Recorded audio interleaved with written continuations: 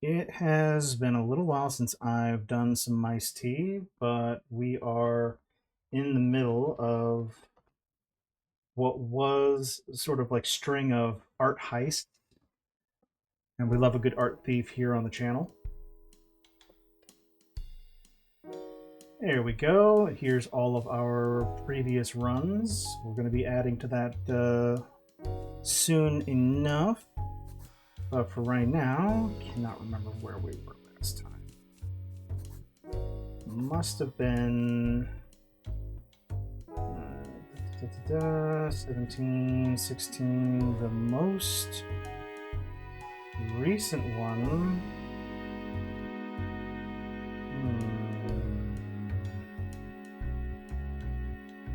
Gosh, where were we?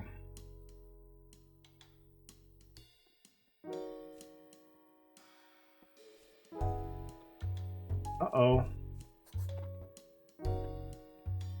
Hang on. Oh no! Has it been so long I don't remember where we left off? The most recent one should have been... Nope, wait a minute. Day 3, day 4, day 4. Must have been day 4 because that is the furthest we are. So, looks like we're currently in the... just a little reminder of what happened in the last episode. Julie here has been trying to recover art pieces from both her and a couple of other artists who have been targeted by a art agent who has been selling their work as his own. And so we've been basically hitting a bunch of, like, he had like the gallery where we assumed some of the art would have been, and now we're actually, I believe, in the apartment hoping to find the stuff.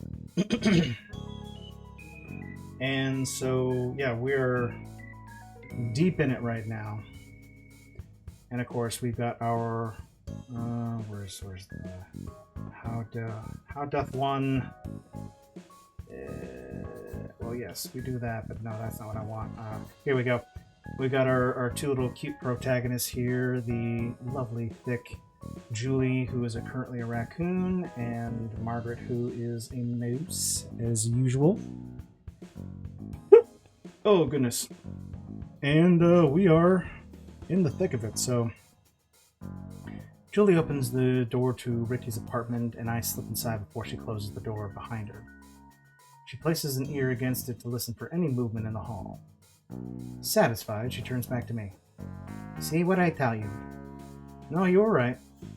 Say it. Huh? Say the thing. Sigh. It was a cinch. That's what I like to hear. You figure with all the money he stole, he would have afforded an apartment with better security. And this modernist decor is the cliche as fuck. Is that an Eames chair or an Ames chair or in a Wasley chair? Ugh. That's gross. Don't mix and match your decor. Keep to one theme. Fuck your Noguchi coffee table, dude. Yeah, it's definitely a thing.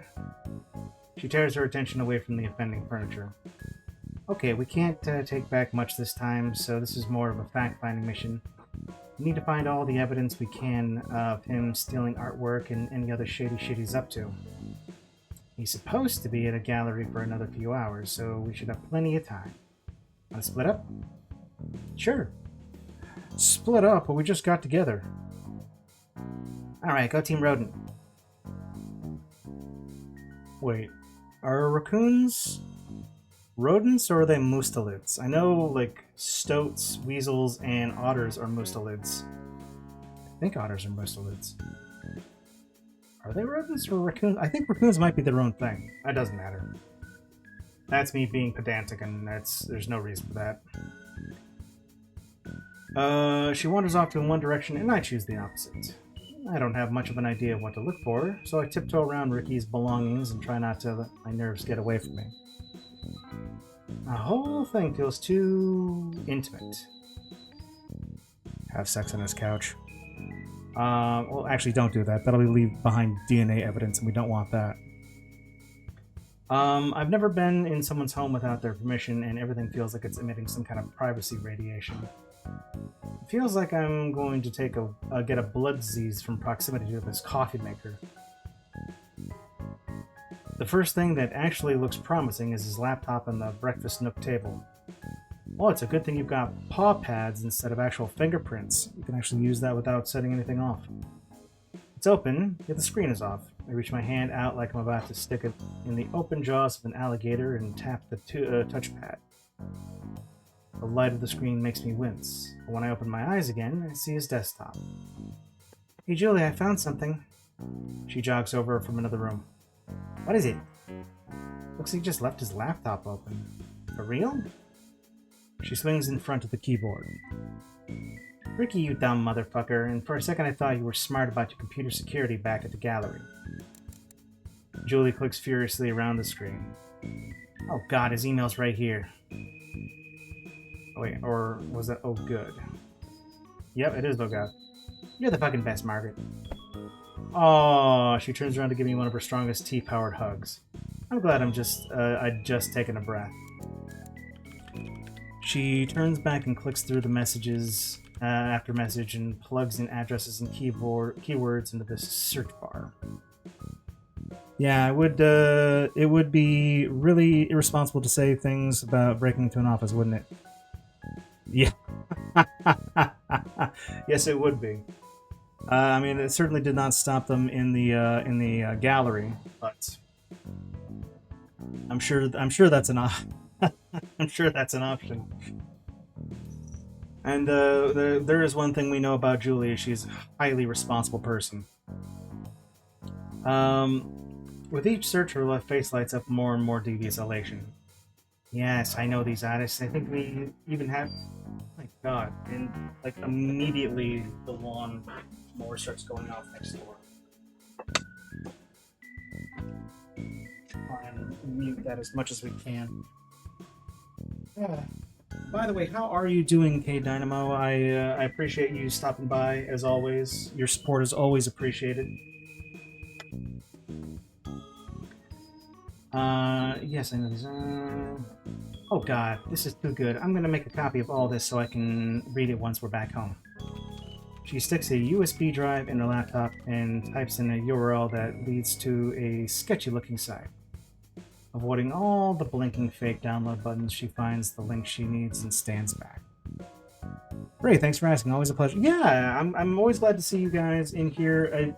Like I said, I find it extremely heartwarming that a game developer like yourselves are so willing to support artists or creators like myself and others who play your game. That you're just so active in your community. It's really nice to see. Especially when so many like major brands are starting to just go down the AI rabbit hole. Just being present in these sort of things here is just so freaking important. So, I mean, bless you for doing that. Okay, that should run for a while. In the meantime, I found some pieces I'm gonna catalog. Keep an eye out while I snap some pics, okay? Dutifully follow Julie as she ducks in and out of rooms to take photos using her point-and-shoot camera. She actually had to inform me to leave my phone back home last night.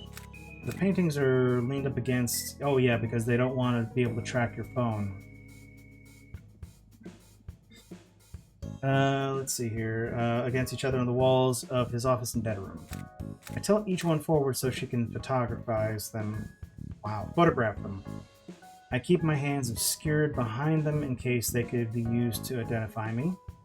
Most of the art has a paper stapled to the back with information that Julie finds relevant enough to photograph as well. I want to bite that belly. My heart doesn't stop pounding in my chest the whole time. Every little delay becomes an eternity as I follow Julie around the apartment. Between a raccoon and a hard place. Oh.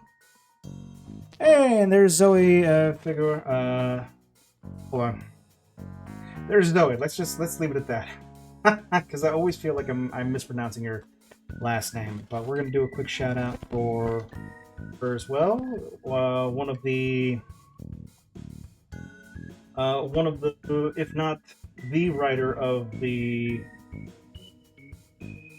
game itself, but one of the other creators who stops by to hang out in Mice Tea playthroughs, and it's always great to see you. How are you doing as well?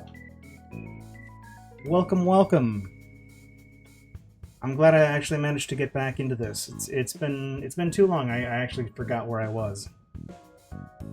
It feels like I'm not helping all that much. The most you could say is I'm a glorified lookout. It makes me more confident when she just wants me there as moral support, or maybe something more pointed. Gonna have to leave on a drive soonish, but I wanted to pop in. Well, I appreciate you. I always appreciate the support, as I say. Do what you can. Lurk if you need to. This is going to be very low key, and these will eventually be posted on my YouTube later on. So, very good stuff.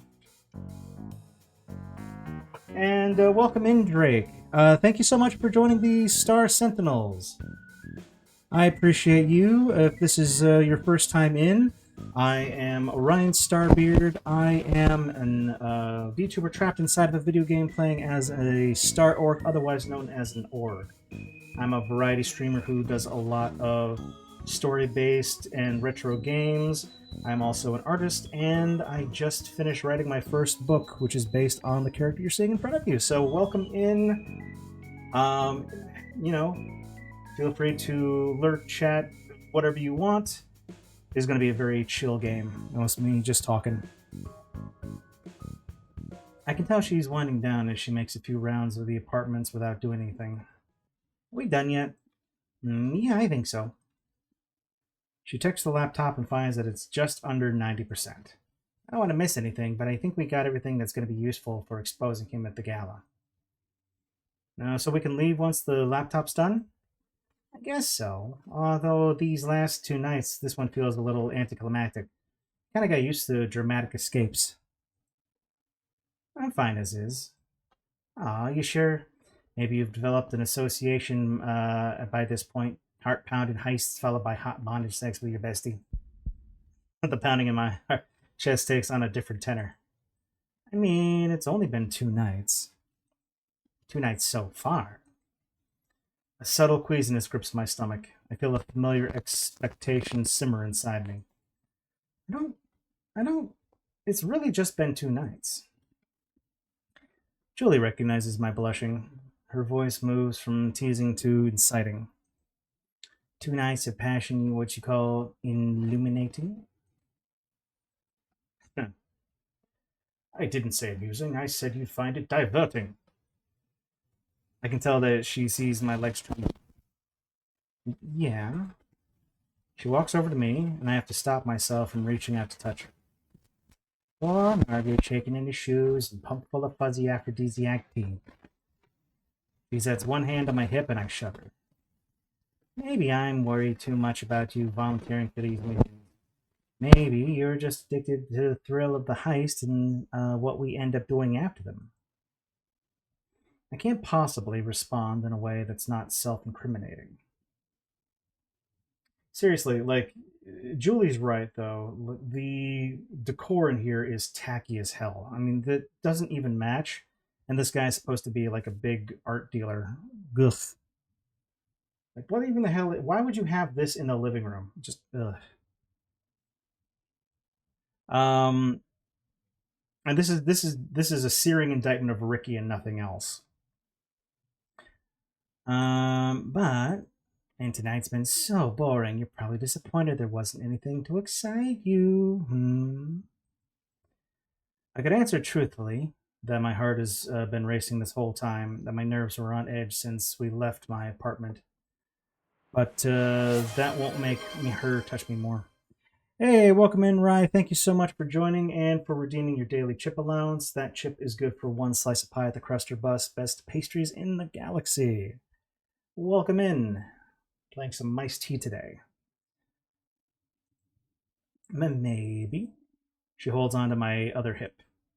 Well, Ricky won't be back for a while. Maybe I can do something about that. Would you like that?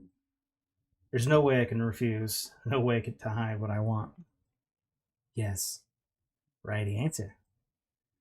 All right. And so, of course, this is going to be tamed for both Twitch and YouTube, but here is a little summary of what happens. And this is where the irresponsibility comes from. Love it. Julie strips Margaret naked and presses up against the apartment glass. Oh, whoa! There's a lot of yeah. Wait, exposition. Ex. No, exposition is telling the story. Oh, it's the difference. It's the opposite of voyeurism. It's exhibitionism. Thank you. Oh my gosh, I could not think of that word. But yes, we've got exhibitionism in the game now. Exhibition. No stream category? No, there's no stream category for this, as much as I would love there to be. But because this is a not safe for work game, even with these warnings, it is not allowed to be listed as a game on there. So the category is not there. That's why I like put it in both the announcement and the title here. I know it's ridiculous. I've seen plenty of people like stream this on Twitch, and it's just there's like that little barrier of entry, and it's such a cute game. I wish more people were talking about it. Though she realizes she wants people to see, she takes Julie's offer to further disguise herself with more tea. Oh, she transforms more into a mouse and comes as a crowd of people on the street. Wow, oh, nice. Definitely gonna have to go back and rewatch some of these scenes in a later, not streaming time. Day 5, spoiled. I let myself sleep in. Oh, that's right. She's still on the vacation. Raccoons and guests. It's something I should have been doing this whole time. I'm on vacation after all. Plus, I didn't sleep very well, but I'll take any excuse to stay in bed even long after I'm getting any rest. I flip back and forth every time my shoulder gets tired from laying on it too long. Only after every position becomes uncomfortable and I hear Julie banging around the kitchen do I bother getting up. Oh, they must have gotten really relaxed last night if they're both back to human. Julie cracks some eggs into a pan on the stove. Hey, I'm up first for once. Yeah, I guess. I neglect to mention the hours I remained awake in bed. About time you took advantage of your vacation. Yeah, maybe I'll even get to go a day without working. Come on, heists are more fun than real work. And you'll be happy to know we're not going on one today. I don't want to give her the satisfaction of hearing my relief, but I can't help myself from sighing. Nothing. Yep, no heist until Sunday. The punch in the gut hits harder since I'm relaxed. Well, what happens on Sunday? It's the night of the gala, the new exhibit by Ricky's Art Collective. It's at the Downtown Art Museum. He's debuting an exhibit this weekend. Yeah, that's why we went to his apartment to get all that dirt off. Again, I need to rack my brain for a mention of this, but I'm not any less upset when I do. I thought we were getting evidence for the art he stole, which we're going to use to expose him in front of a whole new Greenshire art community. I'm shaking so much I feel like I could teleport into the middle of the ocean. You said, like one word about a gal. I didn't know this was what it was all for. Huh. I thought I mentioned it. You just said I already had the whole timeline in my head and forgot to spell it out. Sorry about that, but either way, that's going to be the last heist we'll do. Hey, one last job. You son of a bitch, I'm in. That's like the whole point of doing this kind of stuff, right? Everyone wants to be able to say they did one last job, right? Yeah, do one last job, and that's your retirement right there. But that's, you know, that's also the part of the movie where everything goes horribly wrong and, like, the getaway driver dies or something. I thank God they don't have one of those, but... Julie, you can't keep surprising it like this. I'm losing sleep from it. Shit, I'm really sorry about not being clear, but you're still welcome to back out. And I'm going to be doing all the prep work and stuff over the next 2 days, so you've got plenty of time to rest and decide what you want to do. It doesn't matter, Julie. I'm sick of all this stuff being sprung on me, and I'm sick of pretending we... I choke back the words. We're not... I don't find the courage on my second try. Julie sighs at me. Listen, I'll spell it out so we're on the same page. Would that help? I feel at being asked a question she knows I'll answer yes to. Yeah, I'm a people pleaser too. Yeah. I'm going to set up a display in the museum in 2 days. It's going to trigger right during the unveiling, and it's going to expose him as a fraud.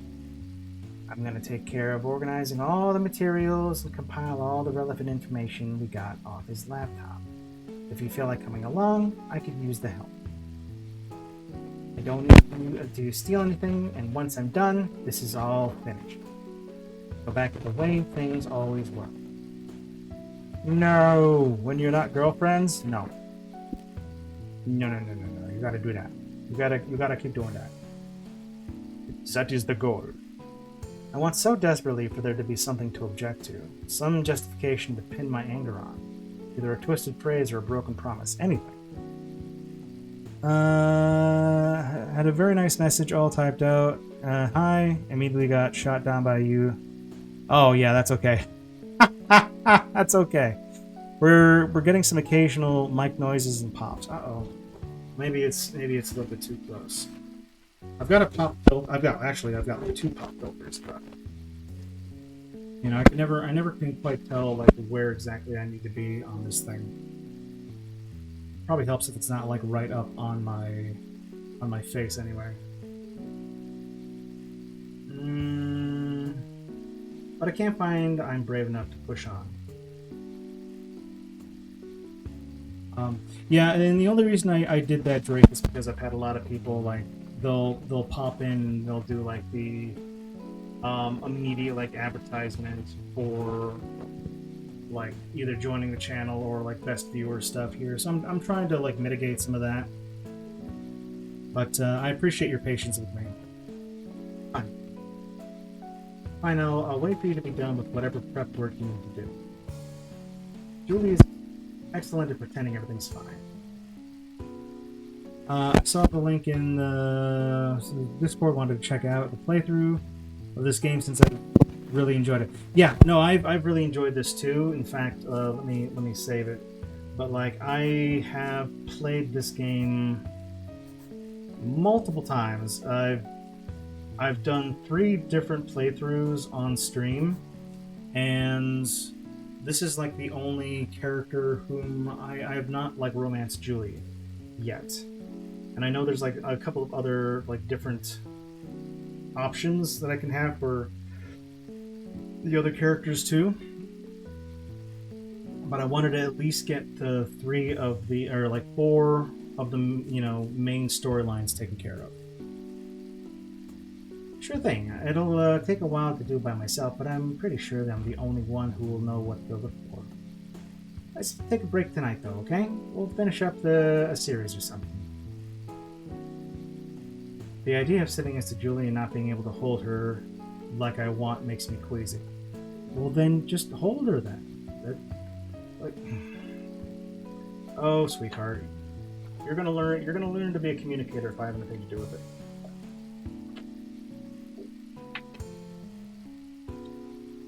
Maybe. In the meantime, I think I'll head out. A perfect excuse occurs to me. I'm gonna check in with Gavin about that tea, see if he knows where it came from, and if he knows anything about it. I think I've pretty well figured it out, but sure, why not? Oh, maybe check it to see if he has any more. Huh. The unease I felt the request is mitigated by the certainty that I'd say he doesn't have either way. Yeah, I'll ask him. She turns off the stove and pours the scrambled eggs that we let overcook onto a plate. I'm gonna get started once I eat. You want any? No, I'm not hungry. Suit yourself. Maybe if we tie you to a chair and feed you like a little helpless mousey, be a little bit more amenable to having some food. Yeah. Coolest thing to me is how the paths kind of intertwine. Like how if you do Felix's path, you see what happens to him in the mall. Then you do this path and you meet Portia. Yes, that is interesting because the facts that like they're obviously very similar, but the how we get to certain points being so vastly different is really interesting.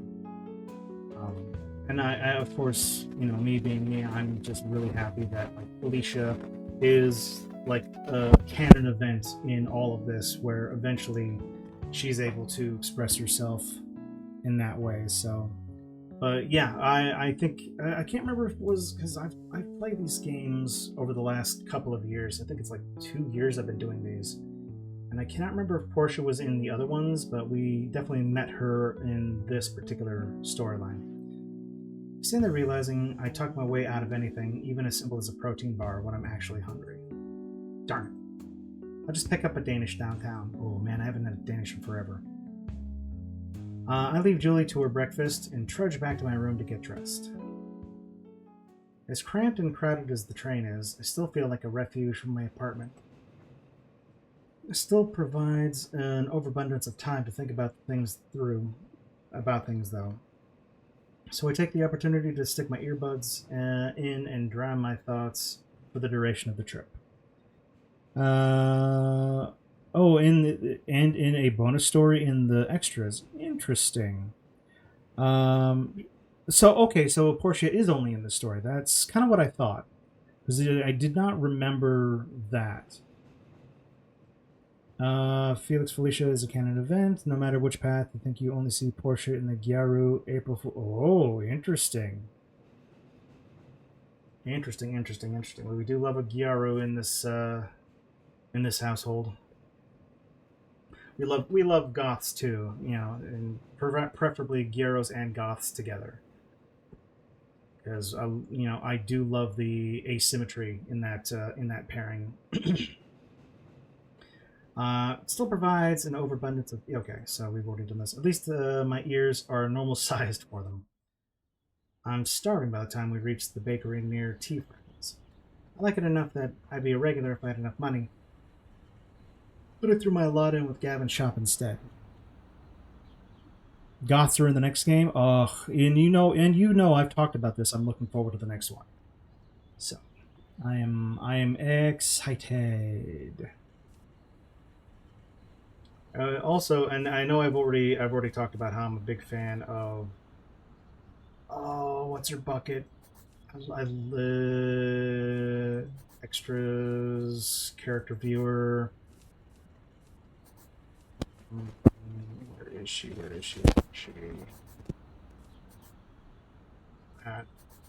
that's... What the hell? Wait a minute. Mina?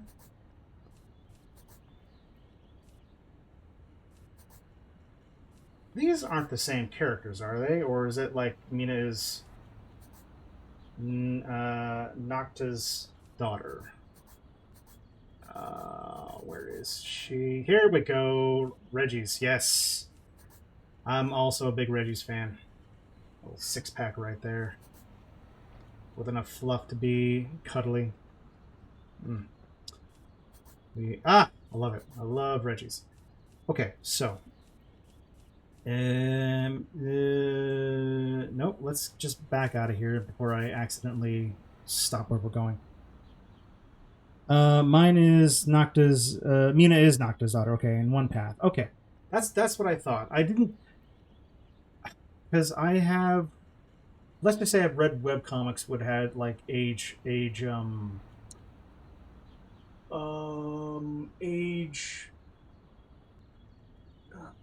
regression, there we go. Like The Watch had one character who would do it recreationally. just because it was like had a stressful job. So, yeah, regression. Thank you. So, and I didn't think it would have like anything like that in this game, specifically because of the type of content it usually has. But they were extremely similar, and I'm like, oh wait a minute, they're wearing kind of the same colored dress too. So, just confirming my suspicions. I'm starving by the time I reach the bakery near Tea Friends.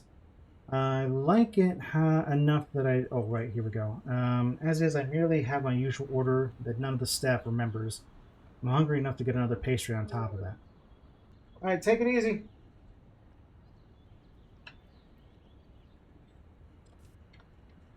I'm also hungry enough to stuff both down my throat before I walk into Tea Friends. Brush a few crumbs off my sweater. Brush, brush, brush. Before I walk in the door. Jeez, Margaret, this top is new. Be more careful with it. Yeah, oh, I love her too. Oh, that must mean the furry convention's in town. Gavin just finished checking out a customer as I walk in. Thanks for stopping in. Come back anytime. The woman has to give me a wide berth as she walks around towards the exit. Her poofy dress is far too elaborate for everyday wear. This must be a cosplay of some character I'm familiar with.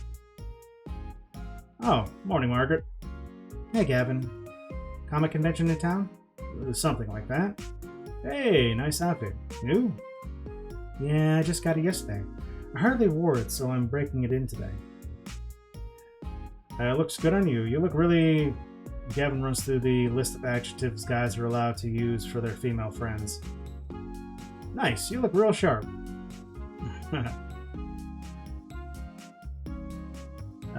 The only age team endorses because of MILF. Yes, of course. That makes sense.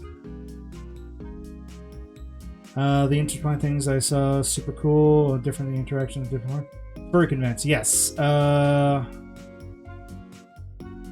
Yes, becoming a MILF is definitely one of those things that I strongly approve of.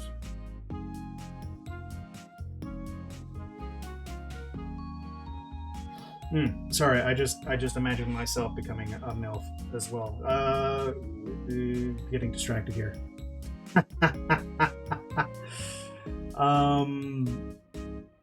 If he notices my new figure, he's smart enough to avoid mentioning it. Taking an early break? Oh, I'm actually off work today. Felix gives you the day off after working you so much? Even better, he gave me the week off. I'm not going back until Wednesday.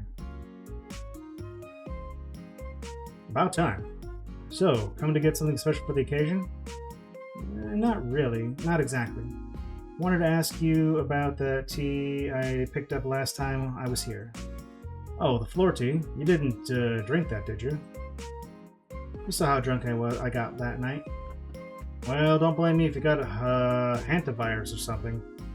You can't even prove that you got it here. I wasn't dumb enough to leave a paper trail. Too bad. Turned out it was a great hangover cure, so you can't get the credit for that either. Damn, I'll never break into the unregulated truck stop supplement business now. Goatweed. No, it's not goatweed. What is that? Spanish fly. What am I thinking? Goat. I think it was like another one, like one of those weird, supposedly like horny pills with something like goat something. Truck stops are weird. I chuckle way too much at his joke. I've gone days without having a conversation with a friend that isn't burdened with unresolved tension. Gavin takes this proof he's a comedic genius, of course. I actually wanted to ask if you have any more or where you might have gotten it. Like I said, I honestly have no idea where it came from. If I had a second box, it'd be news to me. You really don't have any idea. No good ones. I mean, it could have been a sample sent out by a distributor, but I don't remember seeing it in any recent... Oh, goodness gracious. Sample box. It could also be a mistake like when you get a can of root beer in your case of Coke. Might have tumbled off the shelf among the stuff that was shipped on accident. I definitely feel some relief that there's no more tea to extend this ordeal. But not knowing... Yeah, but just pass it to me. I'd love some of that stuff. But not knowing the box's origin leaves things frustratingly unresolved. Okay, if you really don't know. If you want, I can send you can send a pic of the box, and I can try looking something up. Oh, maybe, if I get around to it. Gavin would thank me if he knew what I was avoiding roping him into. Did you say rope? So how's your break been so far? It's been okay. I haven't been super productive or anything, but it's nice to get away from work at least. Yeah, that can be nice. I shuffled my feet, unsure of how honest I feel like being. Hey, would you mind if I got your feedback about something? Sure, what do you need? What are your opinions on crime? That's kind of a relationship thing, in case you wanted to pull the ripcord. As long as you don't mind the advice of someone who's only so successful at that stuff. Can't say it's any worse than me. We both grin through our mutual frustration. So, have you ever had a situation where you were into someone and it wasn't mutual?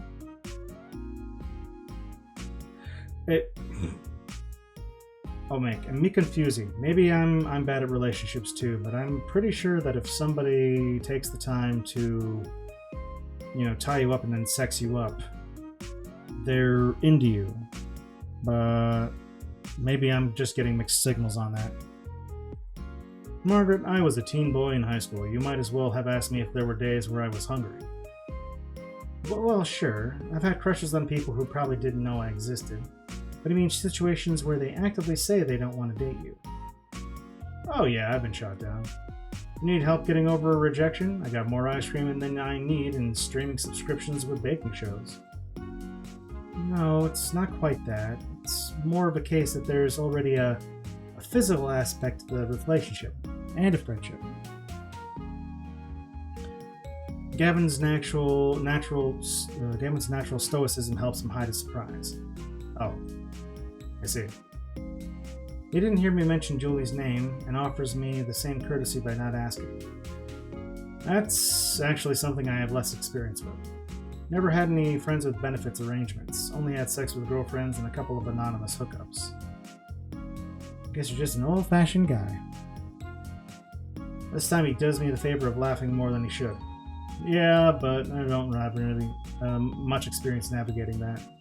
Was this like a negotiated thing? Was it a start, like at the start you both agreed that you'd just be friends and it wouldn't go beyond that? Not really. We were friends that started having sex and never reevaluated the relationship. When I brought up dating, they said that that's not what we're about.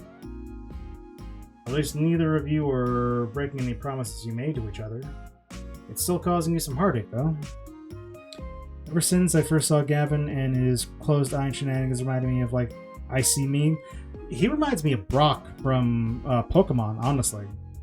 Because he's always kind of got, like, that... Not only is he, like, a good cook, or at least, like, does, like, a lot of the tea stuff here, but he's always got his eyes closed. He's kind of got that poofy brown hair.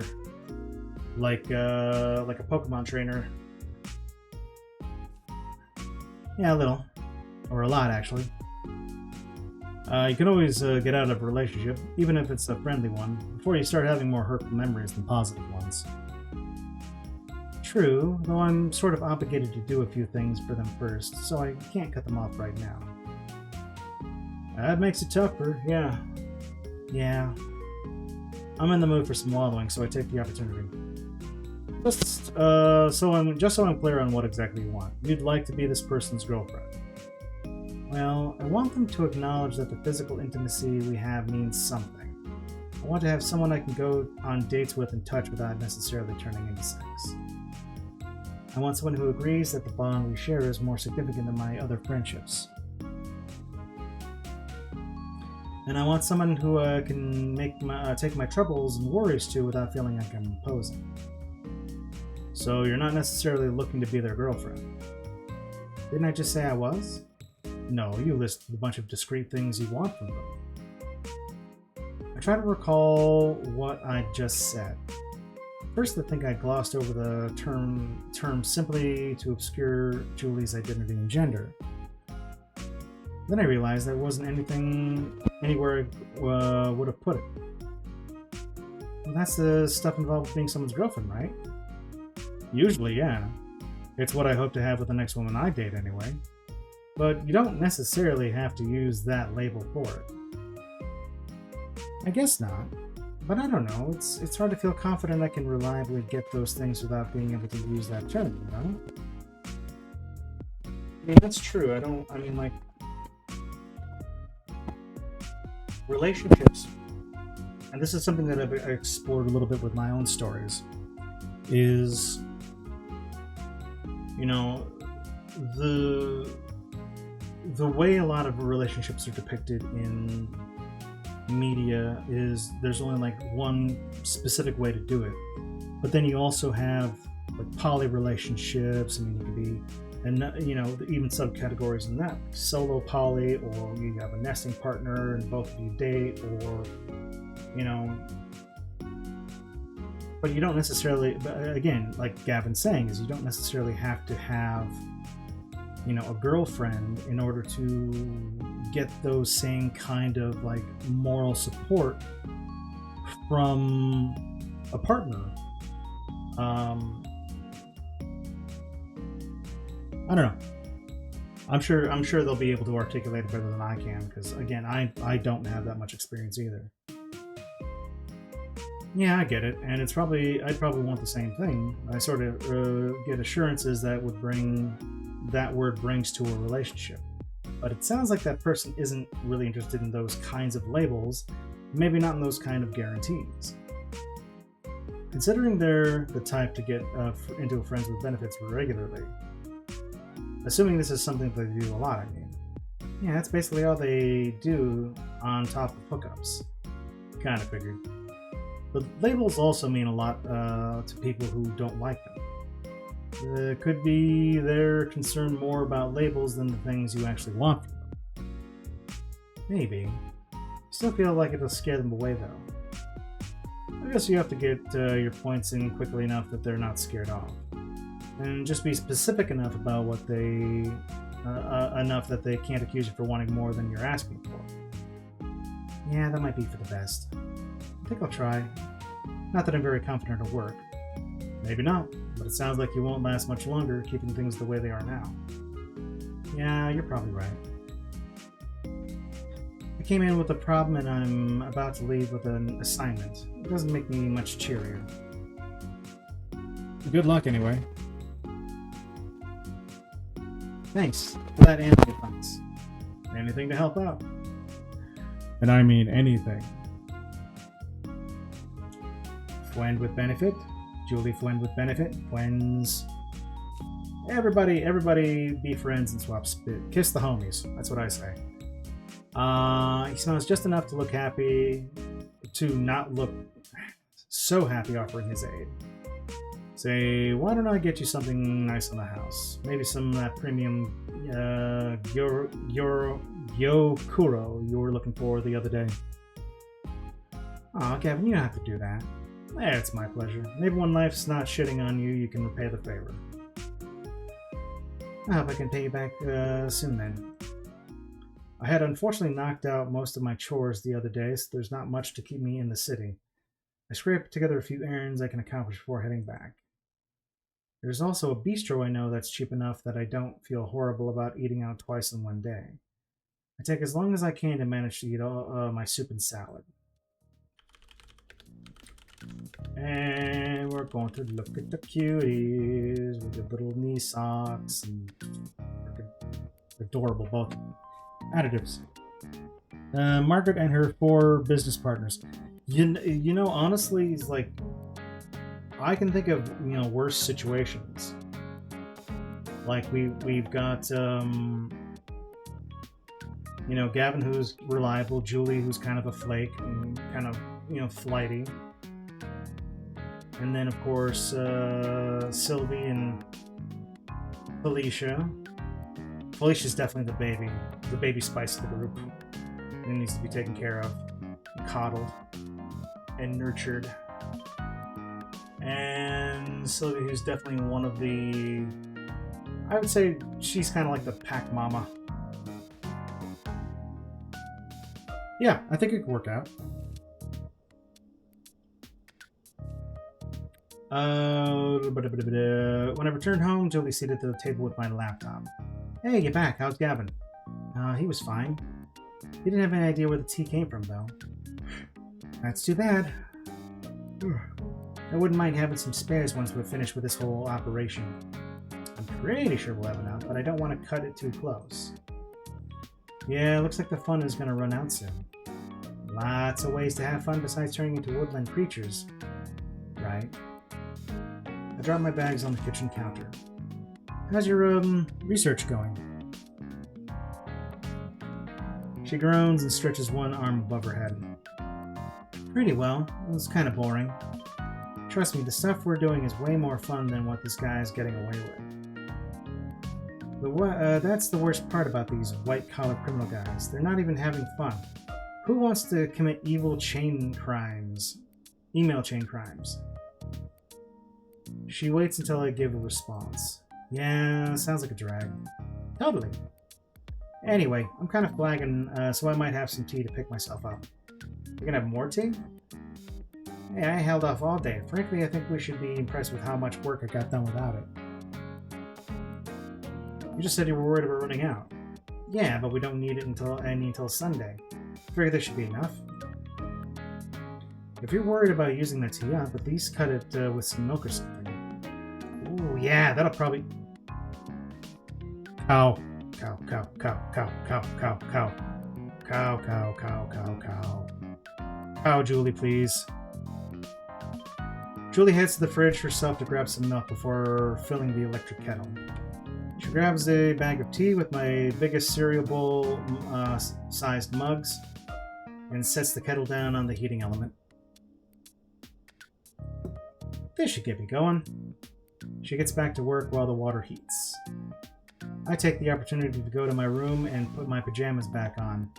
No reason I shouldn't be as comfortable as possible. Yeah, there you go. If I had my way, I wouldn't even wear pants around the house. I mean, don't spoil it. I'm just speculating because I know, like, adding ingredients to the tea changes things here. I haven't actually seen anything like this, so. But it feels very cow-coated. I returned to the kitchen and gifted. It only takes a minute to put away the meager results of the other chores. Once I'm finished, I stand at the kitchen counter listening to the water boil and Julie tapping at the keyboard. Come on, Margaret, you can say something. I'm only so good at lying to myself, though, so I don't say anything. Right. Instead, I busy myself opening my drawers and sorting all the silverware I threw in without looking. The spoons nest together in an orderly stack that seems out of place with the rest of my life. I heard the kettle click off behind me, and Julie pour the water into her mug. Quit being such a baby, you're both adults. I misjudged how long sorting tasks would take me, and I hold the final fork in my hand. I press my thumb down on the tines, steeling myself to leap off the cliff in front of me. My stomach seizes. Hey Julie, could I maybe... Oh shit, this is amazing. Julie lowers the mug from her lips and shakes her head as if shocked. Man, good call with the milk. You gotta try this stuff. I feel like a gust of wind shoved me back on top of the cliff. Oh, I wasn't planning on having any until Sunday. Yeah, but this tastes even better than usual. You seriously have to drink this. Well, just meditate back to normal when you change. Trust me. You'd be mad if you had me if you knew what you were missing. But, I don't want to get into two arguments with her. Okay, fine, just a sip. I take the mug from her hands and lift it to my lips, intending to let the merest sip pass them. It's impossible not to take a gulp. The milk somehow is richer and creamier than anything I've ever tasted. yet it's denser and sweeter than any cream, and it covers the inside of my mouth with a velvety, buttery coating. My muscles relax and a satisfied sigh escapes my throat as I greedily gulp down a few more mouthfuls. It's like the tea is a soft, thick comforter that I'm wrapping myself in. Imagine a giant teddy bear grabbing and enveloping me in a soft embrace. Somehow I'm able to snap myself out of the mini stupor the tea created, and I pull the mug from my lips before I drink the whole thing. Good, right? Yeah. I smack my lips together and run my tongue behind them, still tasting the tea. Gosh, it was like drinking melted ice cream or something. Yeah, for a second there I thought I put the whole cream in by mistake. Maybe the tea transforms ingredients you put it into to be most pronounced versions of themselves. I don't know, maybe. She takes another swig of that, nearly drains the cup. This will definitely power me through the end tonight. Sure, just try to limit it to the 1 cup, okay? Sure. This time she finishes the mug. I return to my place in the kitchen counter, still dragging my tongue across the roof of my mouth to extract all the rich flavor I can. Julie's intro. There's 2 major ways that this could,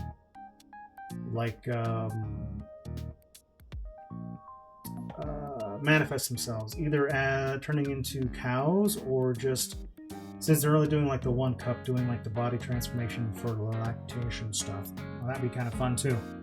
I guess we'll find out. Can't bring myself, after fulfilling my request like that, it would look too much like a tit for tat. Instead, I find something else to do in the cupboards. I almost certainly have some duplicate spices in my pantry I can consolidate to kill a few minutes before testing my courage again. Here we go. Never mind. We're going for the transformation. That's awesome. I feel the nub of my tail start to emerge from the end of my spine. I pull the waistband of my shorts down to touch and make sure it doesn't grow down my pant leg.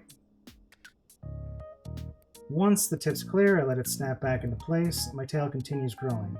Its slender, lightly furred length rubs up against the ridge of the waistband. I'm not that jazzed about getting so used to transformation like this. My half-sized tail swishes back and forth as I rummage through my spice cabinet. I'll just wait until it's finished before turning back. I don't want to make such a big deal about it after I get in a whole different argument with her. The taste of the tea still coats the inside of my mouth. Its ability to cling to every surface is amazing, but not any more outlandish than anything else about it. I work my tongue around the inside of my mouth, licking the surfaces of my teeth and the sides of my cheeks. Eventually, I settled into a routine where I open and close my jaw while rubbing my tongue behind my front teeth. It's almost like I'm chewing something that's not there. Chewing her cud, that's awesome. Ugh, why did it have to taste so good? It's making me act weird. Oh, I'm gonna adjust real quick. Ugh. I sit like a bisexual for a little bit. My tail's only half grown and waves excitedly behind me. See, hold on. Let's also save it, because that feels like we might be getting close to another scene. Maybe a choice. So you think we're gonna have enough ammo for your plan on Sunday? Oh yeah, I'm gonna have way more than enough. At this point, I'm mostly being thorough. Oh, and here we go. They're the little spots. Her bandit mask has already made its appearance, but the bridge connecting the 2 sides hasn't formed yet. The mask might even look a little bigger, but I'm not paying close attention. I return to shaking 1 half-empty jar of cumin powder into another half-empty jar, all the while lazily ruminating on the flavor coating my mouth. And that's actually a really fun term, because ruminating is another term for ruminant, which is what they call like cows and other. I think camels also chew their cud, which is a way that they help to digest their food. And so like ruminating is like ruminate is the root word of that. So that's really funny. Words are fun. Maybe I should actually talk to her when I'm in mouse form. It kind of sharpens my mind after all. Let me see any other changes. We do not. Seems like a logical tactic, especially considering Julie's going to have to have the advantage when we start talking. But it's undermined as I feel a sharp pain just above my temple. Alright, so Margaret and Julie both transform into cows, and Margaret starts... there we go. There we go. Margaret is overcome with the need to be milked, and Julie obliges her. And Margaret ends suckling and makes her orgasm before asking for the same treatment in return. Okay, well, I know what I'm doing tonight is I'm going back and rewatching that. But we're going to take a quick break here for commercials right here at day 6. We'll be back. Stretch your legs, grab a drink, get a snack, and we will be right back. So yeah, that is definitely satisfying. I'm going to have to filter back and watch that on my own later on. Squeaking up. Whew, excuse me. I've been trying to do some exercises in between, like every hour, just to keep my body moving. So I was doing some power squats during the commercial break, and I'm a little out of breath. So just ignore me if I'm puffing a little bit, because I don't do them every day. Sometimes I kind of like my ADHD makes me forget to do them. So when I do, sometimes I'm a little out of breath. Woo! Okay. Back. I peek out of my bedroom and see Julie rummaging through the kitchen. She rushes back to consult with her laptop on the kitchen table and types out a search. Once finished, she dashes to the fridge to open it. Okay, carrots might be obvious, but at least we already have those. She closes the fridge, so she's looking for other types of... she's looking for other types of things to combine with it here to get different results with the... oh my goodness. Bloody hell. My brain just stopped working. Different combinations to get different transformations. Which is freaking awesome. It does kind of make me wonder what happened would if they put in, pickle juice. Seeing as she is such a proponent for pickle-based puns. She closes the fridge and raids my pantry. She had already started theorizing what else we could use add to the tea last night when we were still cows. After I'd been relieved of my oh my gosh, I had to do the same for her. She tastes even sweeter than the tea was, and more prolific on top of that. Suckled long and hard at her teats, filled my belly with her milk, and drifted into an orgasmic haze. Yeah. By the time she was empty, I was already filled up again, and that required her to relieve me once more. It was a vicious cycle. When we couldn't drink another drop of each other, we progressed to milking ourselves into pitchers, buckets, and oh my god. It's only marginally less satisfying than each other's lips. Only after several hours were we truly empty, and I fell into a sleep in the early afternoon. Yes, gotta go into those post-milking comas. It was past my usual waking hour when I roused, and I had enough presence of mind to mediate back to normal before anything else could happen. Okay, just saying. Invite the friends over, have a milk party. Who? What? I was surprised Julie took the effort to do so herself. Maybe she wanted to get back to square one for the experiments. If you put, oat milk in that, you might turn into a horse. Because, horses eat oats.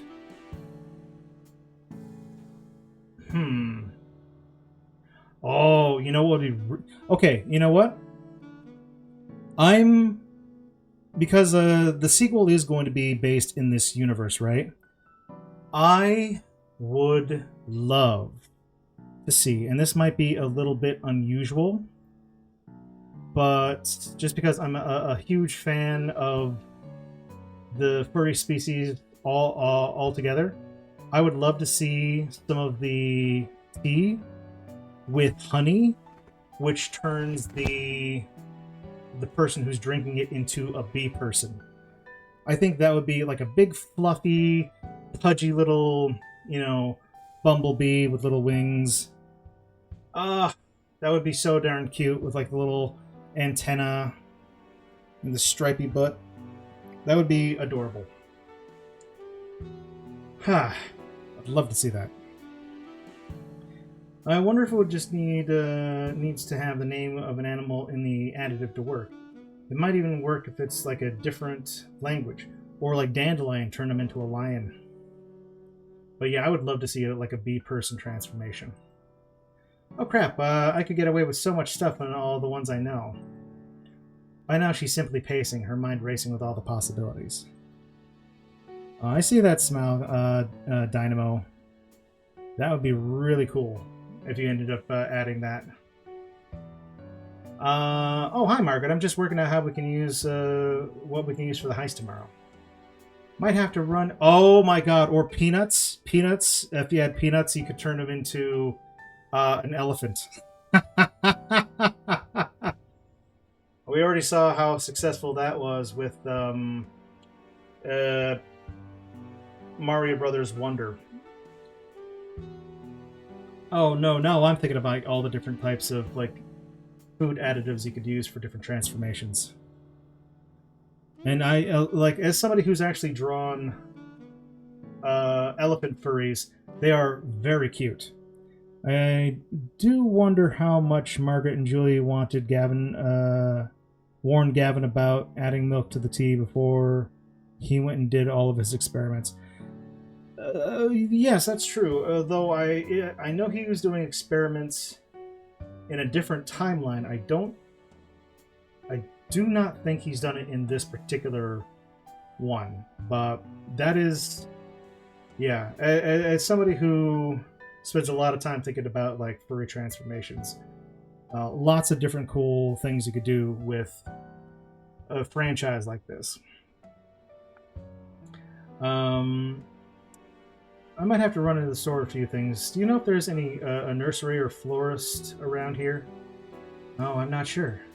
Take a look at them up. I've got a lot of ideas of what we can use for the museum job. I feel like I'm caught in a rushing stream being carried inevitably toward a waterfall I'd never climb back up from. Besides, maybe his own path, yeah. Don't worry, I'll try everything on myself first. But I hope you're at least ready to be a kitty or something in the heist. We can finally be cat burglars. The icy chill of mountain stream overtakes me. The water line rises above my eyes. The coursing rapids are indifferent to my struggles. Or maybe honey could turn us... Yes! Look at... Oh my god, That's amazing. I was literally just talking about this. Maybe honey could turn us into bees. We could fly right up to the museum like that. The compound eyes probably wouldn't be the worst if it ended up growing them. I'm sure it'd be fine. Oh no! Oh no.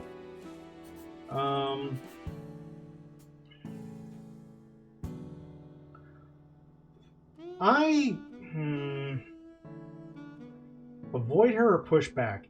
I don't want to be so passive that we just avoid it, because one of the main issues between there's a lack of communication. I'm hoping pushback isn't aggressive, and maybe my idea of like this is a little tainted by games like Mass Effect and like anything that's was Bioshock, not Bioshock, what's the name of the company that makes those things? BioWare. Where like you'll make a selection here and then it's like way more aggressive than it's supposed to be, or like what you expect it to be. I'm gonna push back because Margaret has to stand up for herself just a little bit. I reach out my hand and miraculously grab onto the outcropping of rock. Julie, I'm not turning into an insect for you. She's more surprised by my stony obstinance than what I actually said. She takes a step back. Oh, okay. Well, we're going to have to make sure something a little more well-suited to a break-in than a mouse. Not ideally, not really the most dexterous animal.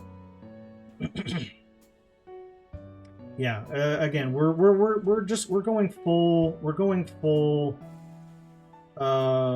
like standing up for ourselves in this one here. I all know laws of aviation. The bee furry should not be allowed to fly. The bee furry, of course, flies anyway. Yes, I love that. Like I was saying earlier, I am a bit of a writer myself, and one of the it's essentially a sci-fi series with like 10 different alien species, and one of them are essentially bee people who are completely nonverbal and only communicate through dance. And so I just absolutely friggin' love bees. They don't fly, but they... Yes, thank you.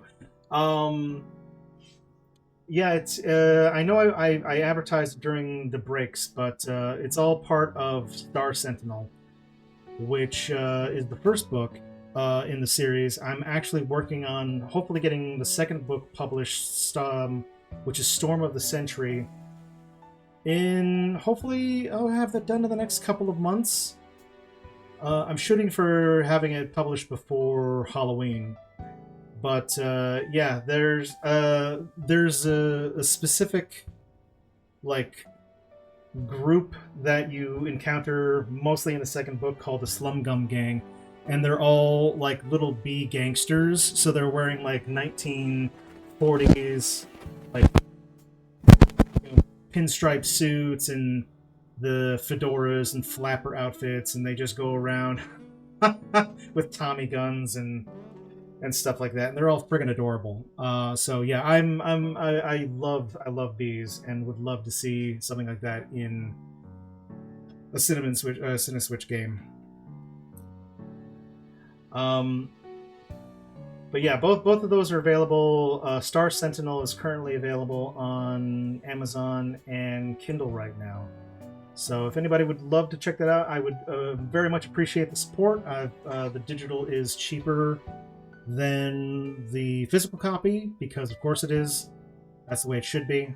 But if anybody is more curious about that and learning more about Orion, the model whom you see in front of you, that is essentially Orion's story and their interaction with a whole new planet full of mostly gay aliens. But we're anyway, yes, standing up for ourselves. The current of the water attempts to dislodge me, but I hold on even tighter. I'm not turning into any animal I don't want to. Julie squints at me. This is to make the heist go smoother, unless you're backing out. I'm not backing out. I'm just not going to do whatever you ask without me getting something in return. In fact, I steel myself. I'm not going to go on the heist with you tomorrow if you don't get more of what I want in this relationship. Her eyes narrow even further. Oh, so this is about that. I thought we already clarified this. Yeah, but now we're going to need to talk about it again. And this time I'm going to tell you what I actually want and not just hint at it. I'm not going to yell at you, or get mad, because I want you to hear what I actually have to say. I already know what you're going to say. You're going to say you want to be girlfriends, and I'm going to say that's not going to happen. It's as frustrating as to hear you repeatedly refuse to believe me, I'm going to say something I hope you take as a compliment. Margaret, you are probably my best friend, and you're fucking sexy as hell. And if I don't want to be your girlfriend, that should tell you a lot about what I think of the concept. Now let's drop it. I surprised myself by not flinching. Julie, we don't need to be girlfriends. I know how that label makes you feel uneasy, and I know what kind of things you appreciate about a relationship. It got us through a whole friendship up to this point, and we've loved each other that whole time. Maybe in a companion companionate way and even a sexual way, but we still have loved each other, haven't we? Julie's mouth twitches. You're just trying to get me to say that to convince me we should be in a relationship. Julie, we are in a relationship. What on earth would we have instead? You came to my house when you needed a place to stay. You're the only person who I trust with the fact that I was turning into a mouse. I'm the only person in this country you trusted with the reason you came back home. You asked me to help you get justice from Ricky. And we've been having sex every night since you started staying here. That's a relationship. That's a relationship between people who love each other. She looks away, and I see one of her fists shake.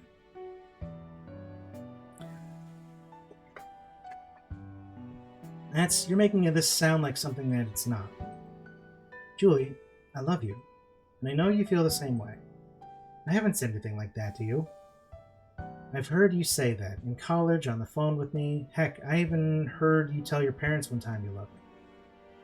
I said that about other friends. Yeah, where are they? They're not having sex with you in cow form here in her apartment. Yeah, and you were right then too. You have friends you love, and I'm one of them. And you're a friend I love. Maybe the one I love the most of all. She points an accusing finger at me. See, you're trying to make it sound like we're made for each other, like we have something irreplaceable, and that's why we have to date. Julie, who hurt you, darling?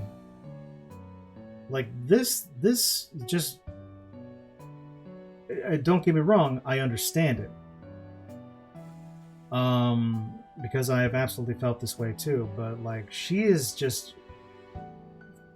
Something in her mind is making her feel like she's unlovable, and that is very sad. I don't believe that. I don't believe any of the people I have dated or have been in relationships are the one. I could have ended up with any of them. Or not any of them. I mean, you saw some of the people I dated in college. The break in her anger only lasts long enough to let a short titter escape. But I really, really like you. A lot. I don't think any other person on earth has made me laugh more, and I could never count all the times you stood up for me. And I've never been more relaxed with anyone. The times I've hugged on the couch made me feel safe in a way that's unique. And you want to risk that becoming exclusive. Julie, you're hearing something that's not what I'm saying. This isn't some build-up to demanding we be a couple. I just want to do more things together. We don't need to be exclusive. We don't need to put a special label on it. Just want to do things like I'm doing with my best friend.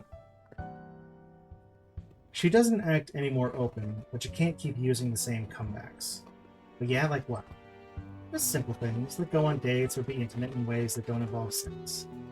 Maybe we say explicitly that we're here for each other when we need something to bring our problems to. And I want to acknowledge that we have something deeper than most of our other friendships. It sounds suspiciously like a lot like being girlfriends. Well, you're the one putting labels on stuff. Julie! Stop it. I mean, maybe to some people, but we're already having sex and that doesn't make us girlfriends. We get to define what things mean for us. She wrings her hands. You say that now, but then you're going to ask for more. Then let me promise you now, I don't need for us to be exclusive. I don't need for us to live together, even if I like it. You don't need my permission to do anything. I know you're a free spirit. Why would I want to change that about you if I love you because of that? Julie swallows. It's hard for me to believe. Clearly. Then only I'm gonna be hurt. If you decide to end things or move away, that's your choice. In the meantime, while we're together, I want to do the things I love doing with you. I can see her shoulders tremble. Her voice is creaky. I'm still just a girlfriend. And what's so bad about that? As I told you, I'm not cut out for that. She holds her elbow. You're so smart and hardworking. You're way more fucking nice, and I'm just gonna drag you down. Oh, self-deprecating. Yep. Yeah, I could tell that Julie doesn't think she's good enough to be in a relationship. Probably not with anybody. This window again, now the background noise is at a minimum. Oh no, everything's gone horribly wrong. Here we go. Yeah, no, like, relationships can be tough. Lord knows I've been in enough failed relationships here that when somebody does express interest, it doesn't feel real. I don't know if that's what's happening with Julie, but it is especially... It's hard to let your walls down when life has essentially made you have to build them so high in the first place to protect yourself. Because people who I thought were not even in an intimate relationship, but just people who I thought were friends have proven time and again that they are absolutely not friends. And yeah, I mean, it can manifest looking exactly like this. I really did like Julie's mix of her being one of the more confident characters and yet being one of the most self-deprecating characters. Well, and that's the whole thing. You know, it's a lot of that can be used as a mask to protect yourself, because if you're acting in such a way that nobody takes you seriously, then people don't expect that much from you. And then you can, like, when things don't work out, just like, you can just sort of laugh it off. It's like, oh, haha, it's just a joke. Hey, you took me seriously? Oh, that's so silly. And when you're saying that, you're so deeply hurting inside that it feels like it's just like a part of you is breaking. Not to go down too far down this rabbit hole here, but there was a woman who I was dating, I want to say maybe like 20 years ago at this point, who hurt me in such a specific way during our breakup that I did not draw, I did not create any kind of art for 6 years. That's how bad this woman hurt me. Like, specifically targeting something that I was already like nervous about sharing, and then it opened up, and then it was used like a friggin' cudgel against me. So yeah, no, believe me, I understand Julie 110%. I see myself a lot in her character. And also, you know, the whole being a, you know, queer artist as well. I mean, there's a lot of similarities there. I just know you're gonna go do great at your cafe or whatever you decide to do, and maybe you'll tolerate me as an employee before getting distracted by the next shiny object. But if we dated, you'll keep noticing more of my flaws, and it'll fucking ruin the friendship that you're way too kind to put up with anyway. I don't want you to know how much I'm too much of a fuck up. Oh my god, yeah, This right here, this conversation is hitting a very specific and deeply personal part of my own psyche. I see myself way too much in Julie. So I absolutely think I'm a fuck up too. Currently my living situation is not too dissimilar from hers as well. So like, oof, it's tough. It's tough. But I'm really glad to see that they're both opening up. I step forward to put a reassuring hand on her shoulder. No, Julie, no, you're not. Yes, I am.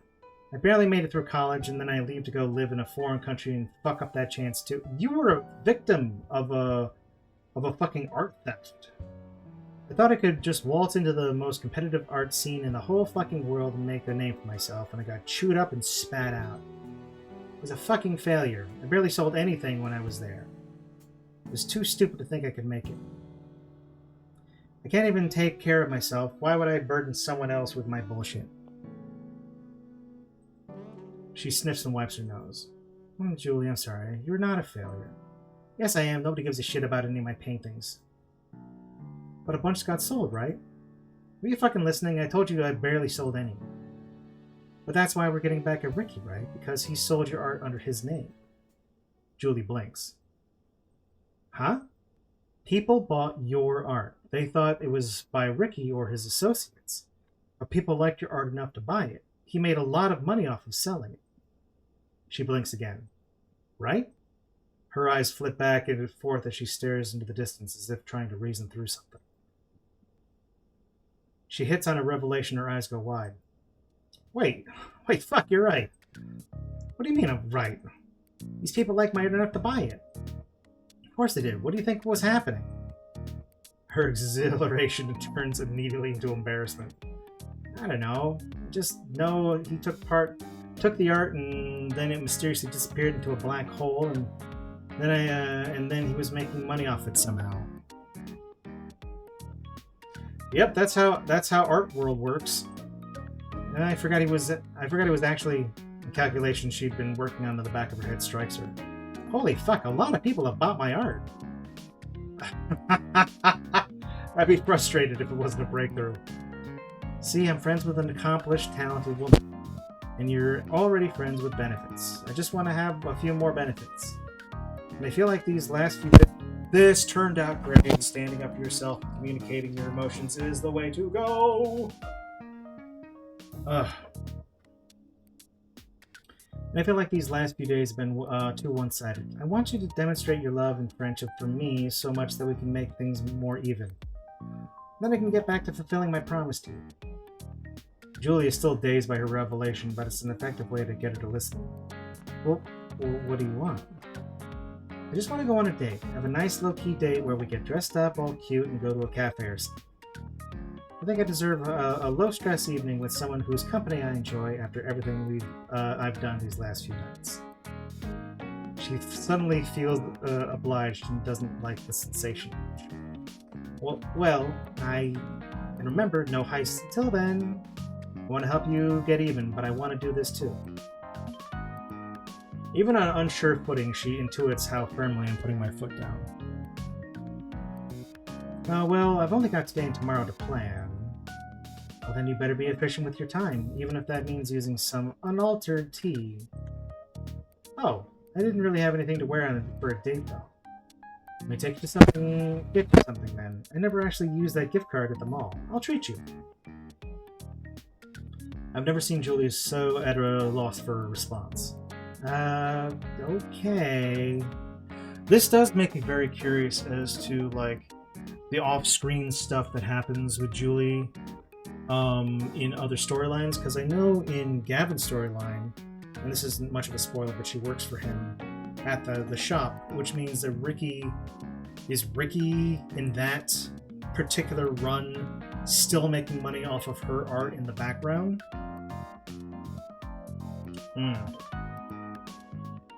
This is a very interesting storyline. It's a date then. I'll be ready at 5 and we can head out then. It'll be convenient to drive through town for once. I'll let you do your prep work. I move over to my armchair, signaling that's the final word on the matter. She just got shanghaied into a date. Oh, wait a minute. Julie somehow has the ability to get back to work, although I imagine she's distracted the whole time. A few times she double-checks what we're doing that evening, but I don't let her think anything besides what I said we're doing. Before she knows it, she's driving us in her van to a mall downtown. Every stop gherkin. It turns out Julie's van is just as adept at driving to the mall as it is a getaway car. I realized I've never once used the lot there before that parking validation is a thing.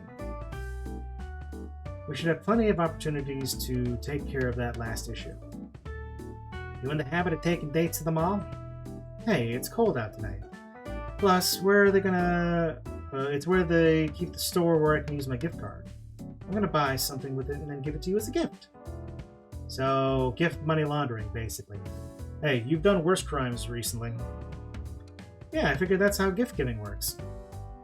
Julie rolls her eyes and grins when she remembers something. Man, remember the time that guy left all that homemade limoncello in the party we had 24 bottles left over at the end? I think in the other path gives us up on the revenge because Gavin or Felix gives her a job or something. I could be remembering wrong. But that's what it feels like. Is like I don't recall any talks of heisting in any of the other things, but you know, just because I imagine in those, at least at the beginning of these stories, she's probably still living in her van, which is not ideal. But I don't really picture her moving in with Gavin or Felix / Felicia. Maybe Sylvie, but I don't think she ever. Actually, she never really hooks up with Sylvie, at least in any of the stories that I've run. That would be interesting. Man, remember that? Oh gosh, yeah. I think we have a bottle of TA every time. I think I gave a bottle to every TA I had that semester. Yeah, my dealer only took it as a payment once. The rest were just friendly gestures. I wonder if anyone remembers the Limoncelli girls. Limoncelli. I probably did enough to get some other nicknames there. Oh my goodness. But I think we can put in our calling card tomorrow if you want a nickname for a crime duo. Ooh, so continental. We enter the store that I bought soda only 2 days earlier. As much as I don't want to admit it, Sylvia had a perfect knack for choosing a boutique I'd enter on my own as if I were the slightest bit more adventurous. And don't worry, I plan on taking you to plenty of dates around town. You know, a really hip neighborhood with a charming little used bookstore I can take you to. No, you're fine. I'm perfectly happy to for interacting with the chat, just because otherwise it's just me like telling the story. And so yeah, no, you're perfectly fine. Not a problem.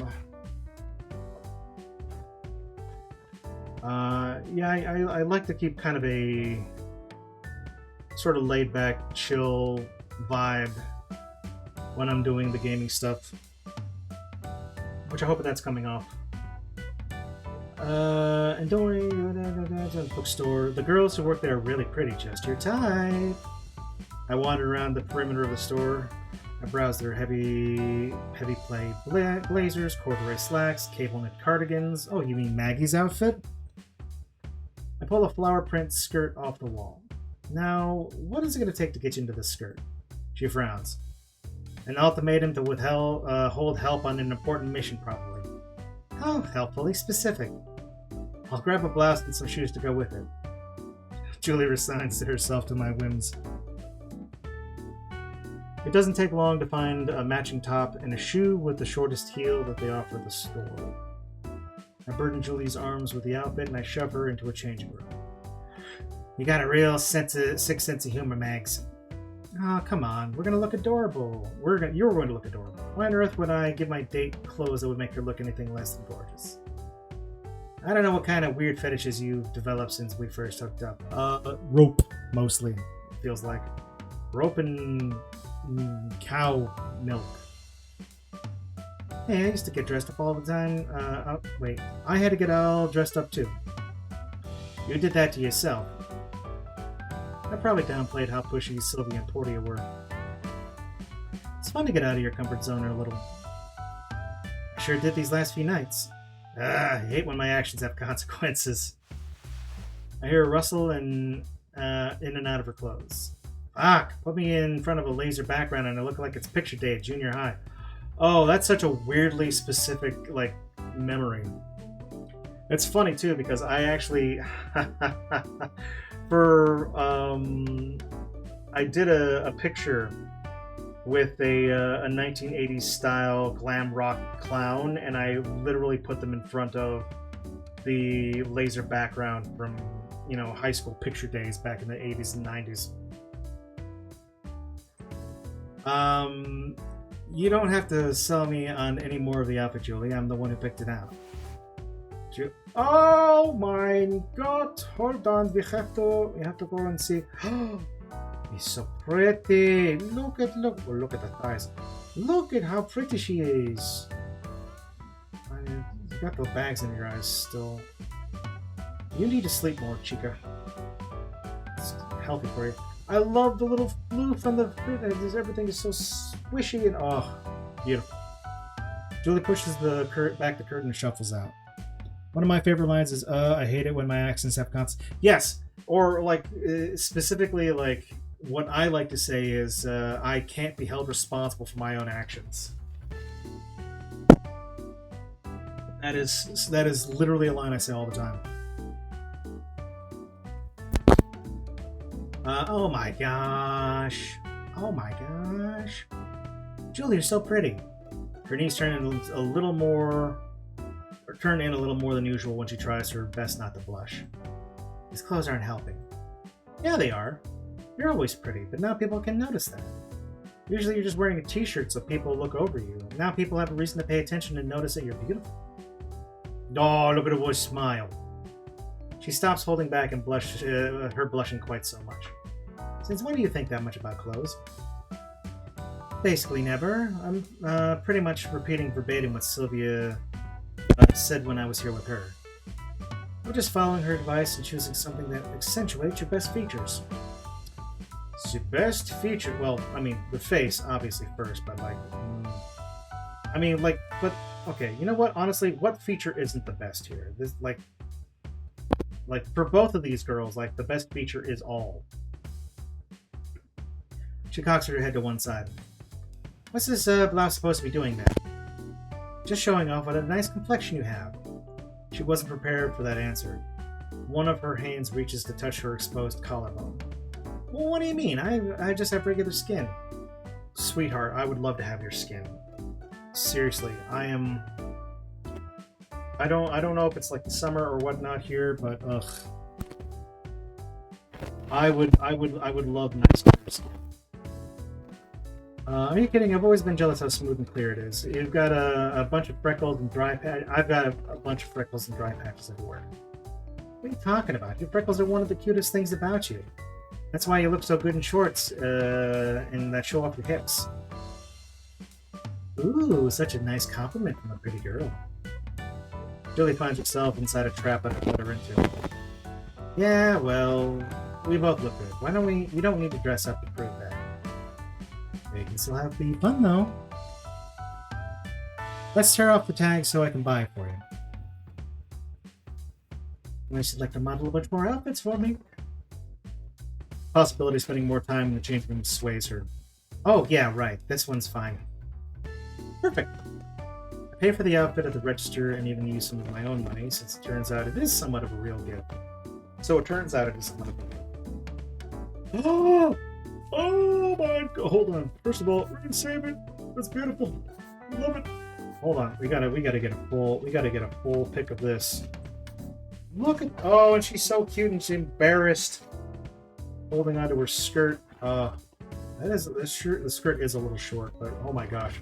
Look at her. You just want to fucking pinch little cheeks. Just want to pinch little cheeks and just squeeze the cute out of her.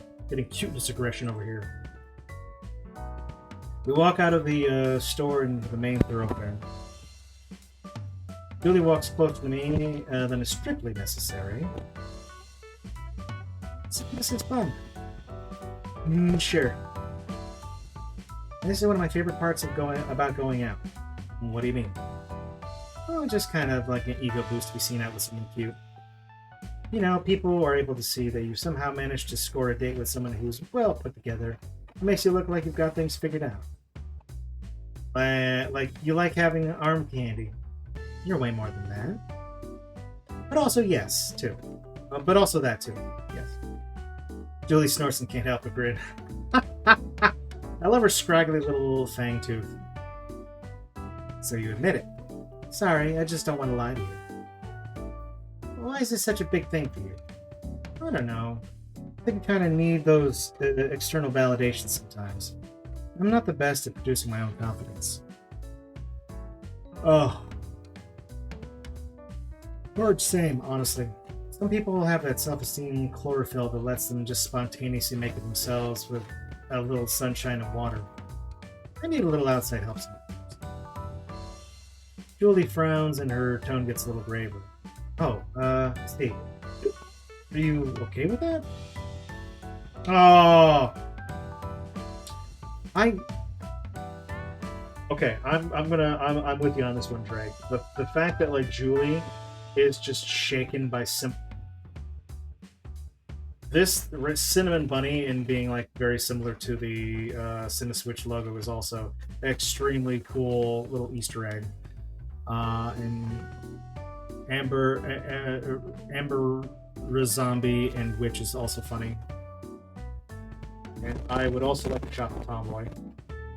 But like the fact that like Julie is just like, oh yeah, I got everything figured out. I'm like this unstoppable like force, you know, and then just being like so shaken just from the simple acts of being shown affection is just adorable.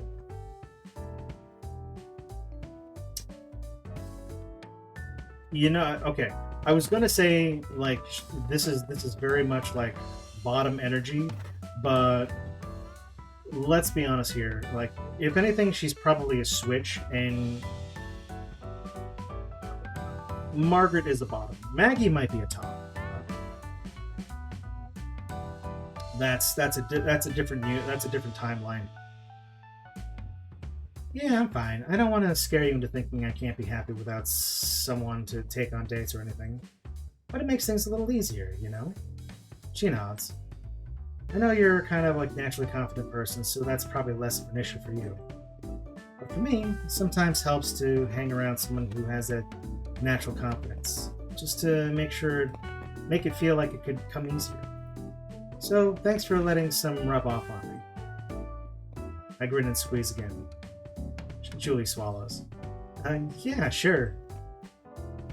Oh my God! Yes! Look at Portia. Oh man, Portia. Like, look, we're twinsies. I'm literally wearing like pink leopard print too. We could literally be shopping at the same place. That is so fucking cute to see those two. And Zeva girlfriends. I love this. Sylvia and Portia right here in the background. Love it. So what do you have in mind for the evening? I honestly didn't have too much planned besides walking around and people watching. Well, we could see a movie, but it would seem silly to get dressed up and sit in the dark. Oh! Our little clothing heist in the background has gone someplace. That's funny. Yeah. What is his magical power? Kindness? Oh God. It's the power of friendship. Actually, I do miss My Little Pony Friendship is Magic. The new generation was dull, and then they're trying to bring back the old one here because they shouldn't have they should have either continued that story or like did something else with it. And instead they brought back only 4 of the main 6. I'm getting off topic. We should see if there's somewhere to eat. We could always probably break away after cooking everything our last few days. Oh my God, they're going straight. These two are so fucking cute together. Oh my God. That is so cute.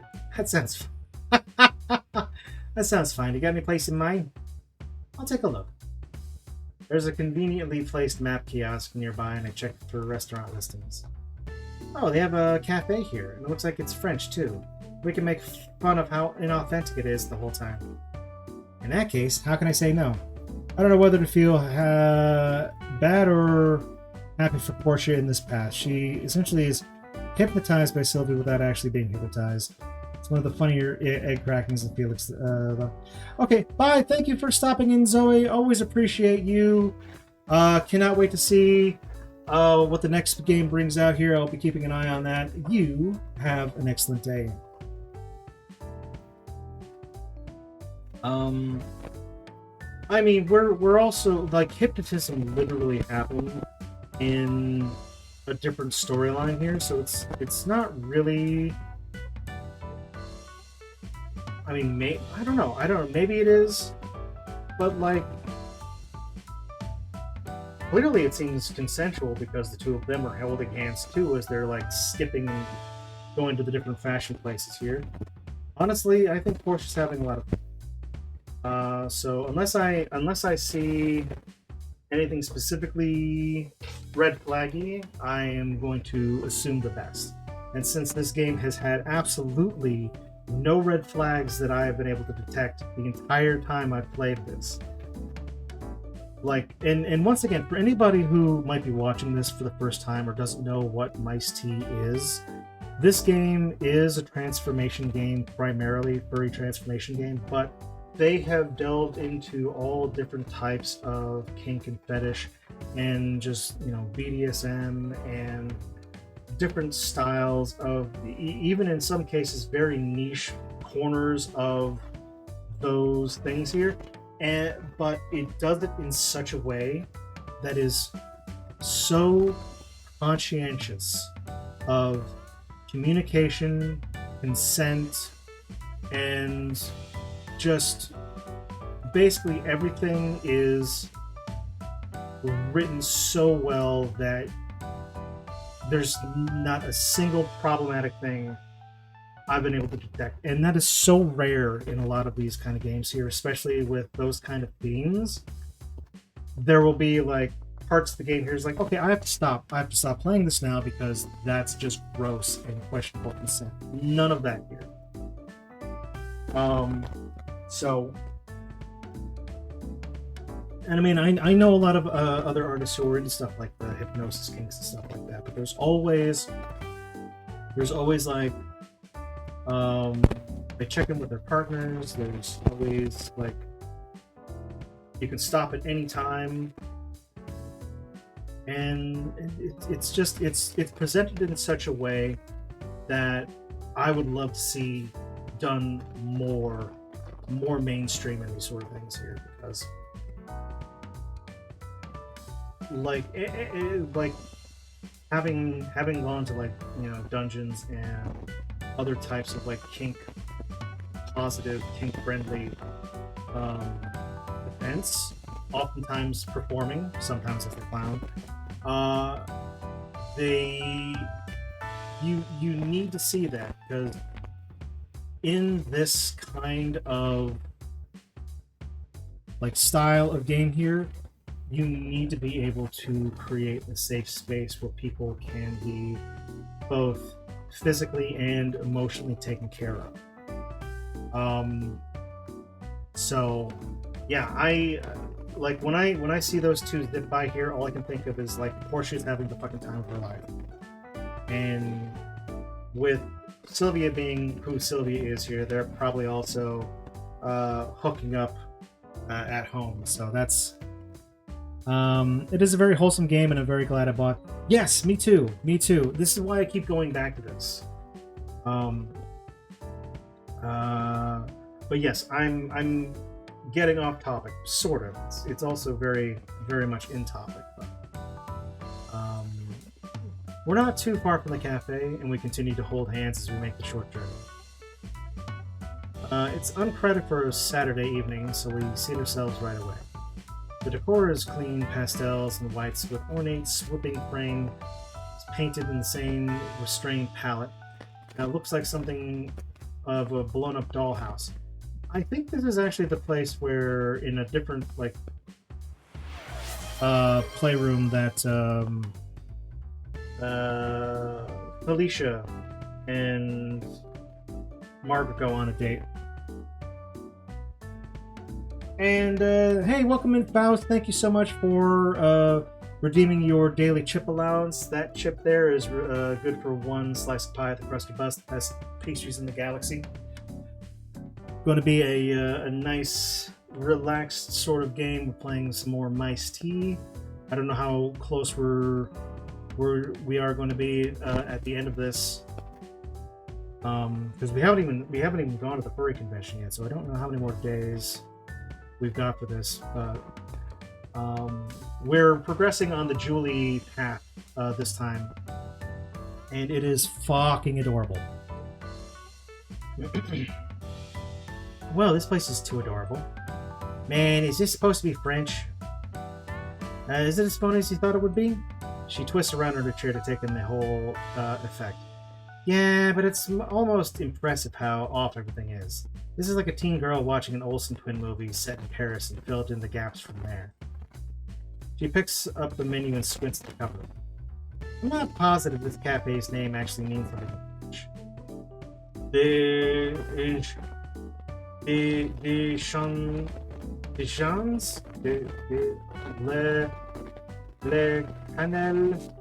Le Canal de Changes.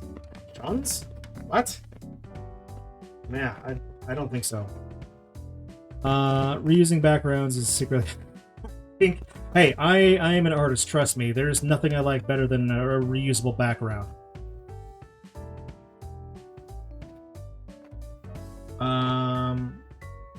At least I hope it's as amusing. It's amusing more than anything else.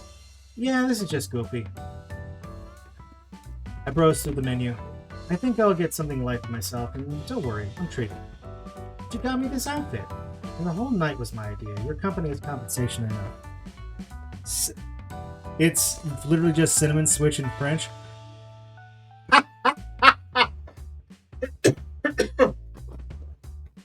That is amazing. That is a second cinnamon switch Easter egg that I've spotted, partially spotted, just in the mall itself. That is hilarious. That's oh man, that's great. I love that. Y'all are way too funny. You know, that's what I love about this is not only that it's sweet and sexy, but it's also fucking. It's got a lot of heart and humor. She feels like protesting, but thinks better of it and reads the menu herself. We both get hola. Bon. Mais oui. Enchanté.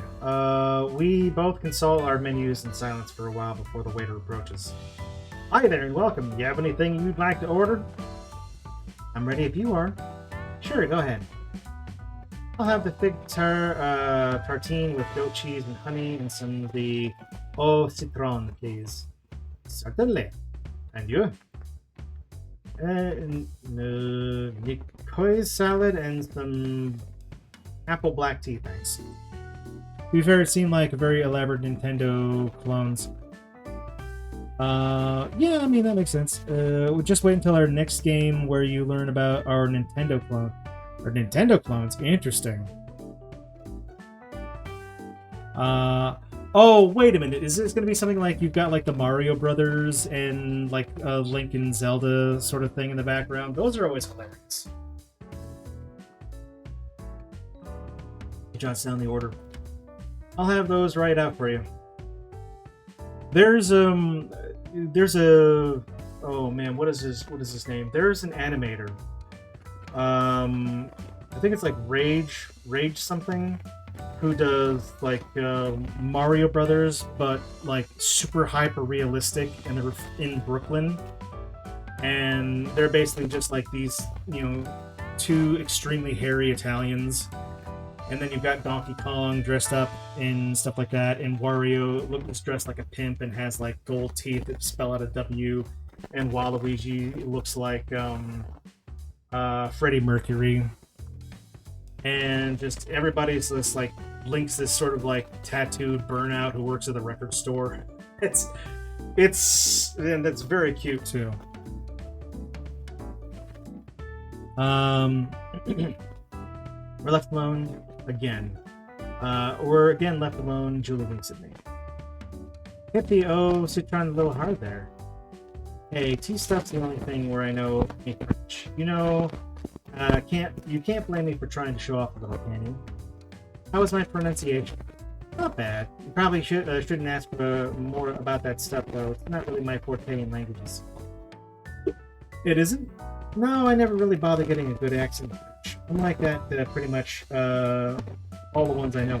It's pretty funny. Actually, I worked at a bar in Annapolis years and years ago, and the bartender had this really thick southern accent, and one of the things she did was she was talking about how in high school she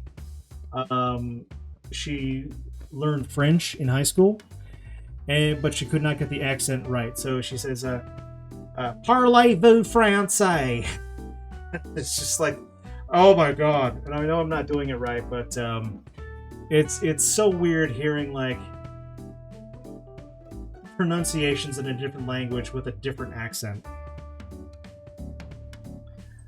Maybe it's a little conceited, but I don't feel like changing the way I speak to be more correct. That sounds like tracks. How did that work out for you in France? Not bad, I guess. I think a lot of French people assume this sort of brashness when you're American, so they don't mind seeing their stereotypes confirmed. Then again, most people don't assume I was American until I started talking. Yeah, that tracks also. She pulls a sugar packet out of its holder and taps it on the table. Oh yeah, I get that. I pull a napkin out of the dispenser and place it on my lap. You know, in all of this time you've been back trying to recover your art, I don't think we've talked much about your actual work. Oh, I guess not. I don't know, I think it's usually best to let it speak for itself. Not many people appreciate you sitting them down and unloading about your process. It's true. Yeah, but I'm interested in your stuff. I've always liked seeing your work when you posted about it. Yeah, you were probably the most consistent about liking my posts among my friends, honestly. Which is, you know, appreciated. Easy ones, it's someone I like so much. Thanks. She rings the sugar packet between her fingers. Do you have something like an artist's statement or anything? A kind of consistent theme you try to approach with your work? Billy squints at me. See, now you're just being too nice. No, I'm not. I don't know if I've ever heard you talk about that stuff directly. I kind of feel like I should know more about it. I'm helping you get back all this art to prove that it's yours. If you feel like it's important, it must mean a lot to you. I want to know what that meaning is. She pauses and sets the packet down. Oh, okay. Well, you saw a few pieces in Ricky's apartment. Yeah, it would be nice to take a more thorough look, but we were kind of in a hurry. Right. So they're paintings, but I use a little bit of photography that gets painted over. Some by me, some of it I found imagery. And the main theme I tackle is memory, I guess you could say. I'm really interested in how we recollect things. Like, every time we remember something, we pull off the shelves in our minds, we look at it, and draw over it with what we're feeling at the moment.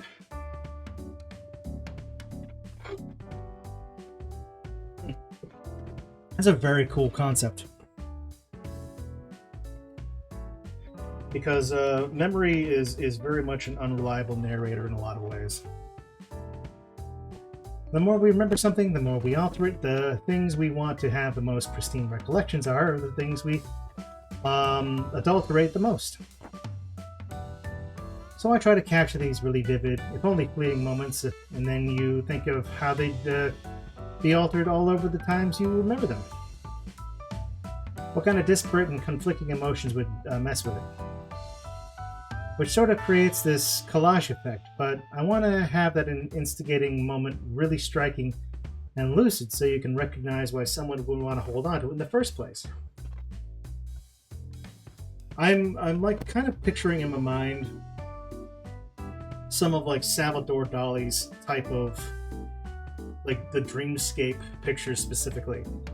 For anybody who's not familiar with Dali's work, Dali actually had like a dream method where what he would do is he would sleep and he would in his hand he would hold like a big iron key and like hold it above a bowl, so when he slept, when he was dreaming, if his hand twitched and it would drop in the bowl, it would wake him up, and then he could write down what he was dreaming, and that would go into a lot of his paintings, which is why you get like a lot of the, you know, melting clock, giant elephant with long legs, you know, being ridden by a bird with a musket, stuff like that.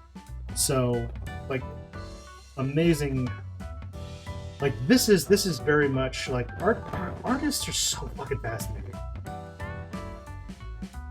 And then the viewer thinks back in the piece. They either carry that instigating image with them, the layer on their own alterations, or they adulterate the image as a whole.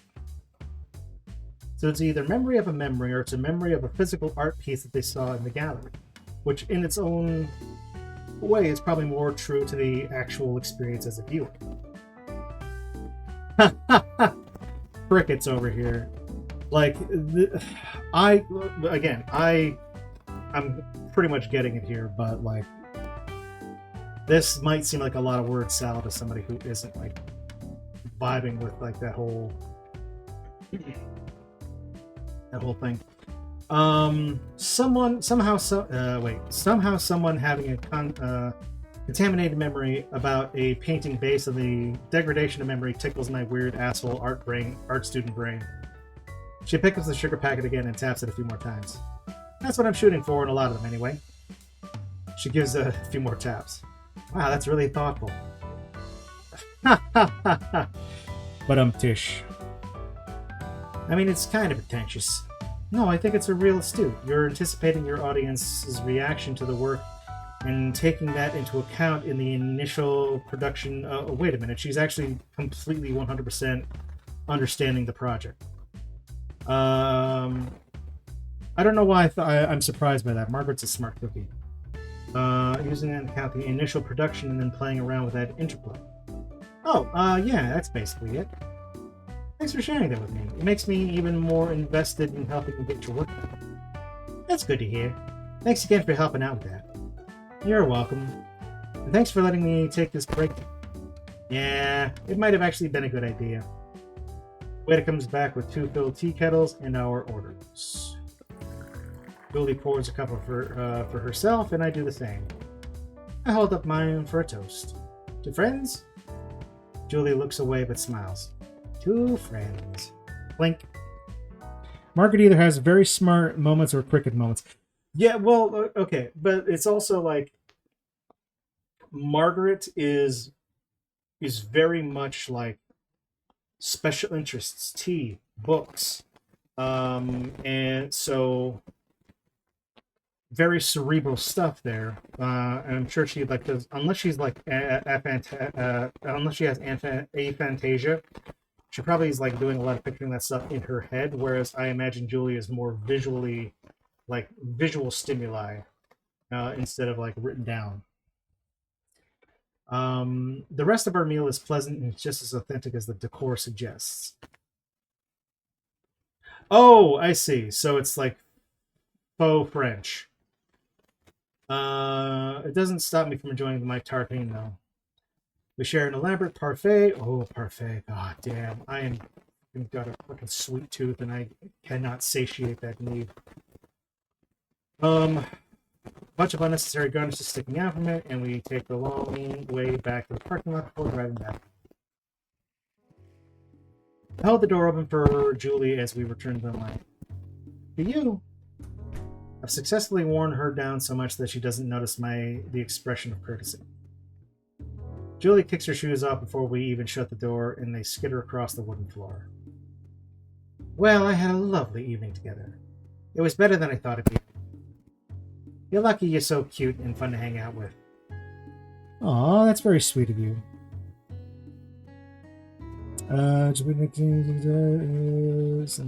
So, yeah, I'm a real romantic.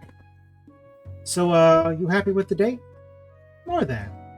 And I guess we go to bed and start prepping for the heist again tomorrow. Julie, the date's not over yet. Uh-oh, time to save again. Boop, boop-a-da-boop. Boop-a-da-boop. Why not? It's not. I think I brought up a pretty girl home to my apartment to make her sleep in separate rooms. Almost all of her worries are satiated by my response, but not all. Oh, I thought we might have been getting tired of all the intense sex we've been having. It's been a kind of a lot, even if I have been enjoying it. But that doesn't mean I don't want to be intimate with my friend for the evening.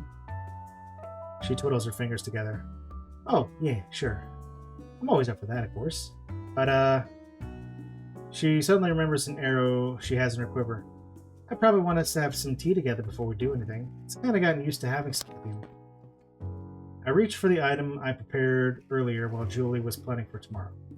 Of course, I kept some in a thermos in case you wanted to have some ready. Would you like me to have some too? I know you've gotten fond of me with ears and a tail. I wouldn't mind taking some along with you.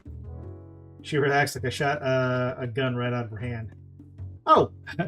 Mexican standoff.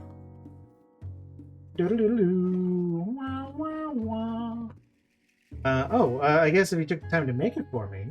Sure thing. I unspool the lid from my thermos and take a swig before Julie can get another word. The tea carves its familiar paths from my body and bursts the extremities. It insists on changing. The warmth around my ears tells me the transformation is as I've suspected, it comes quicker each time I drink the tea. That should be good for me. I think there's enough for you to get back to the fuzzy set. I'm gonna go warm up the bed for you. I leave the thermos for her and skip to my bedroom. I strip down and take the sheets to awake Julie, who I imagine is stuck on the floor wondering how she got into this situation. The anticipation in its own is a reward, is its own reward of sorts. I hear the thermos clank to the counter. Julie shuffles in at long.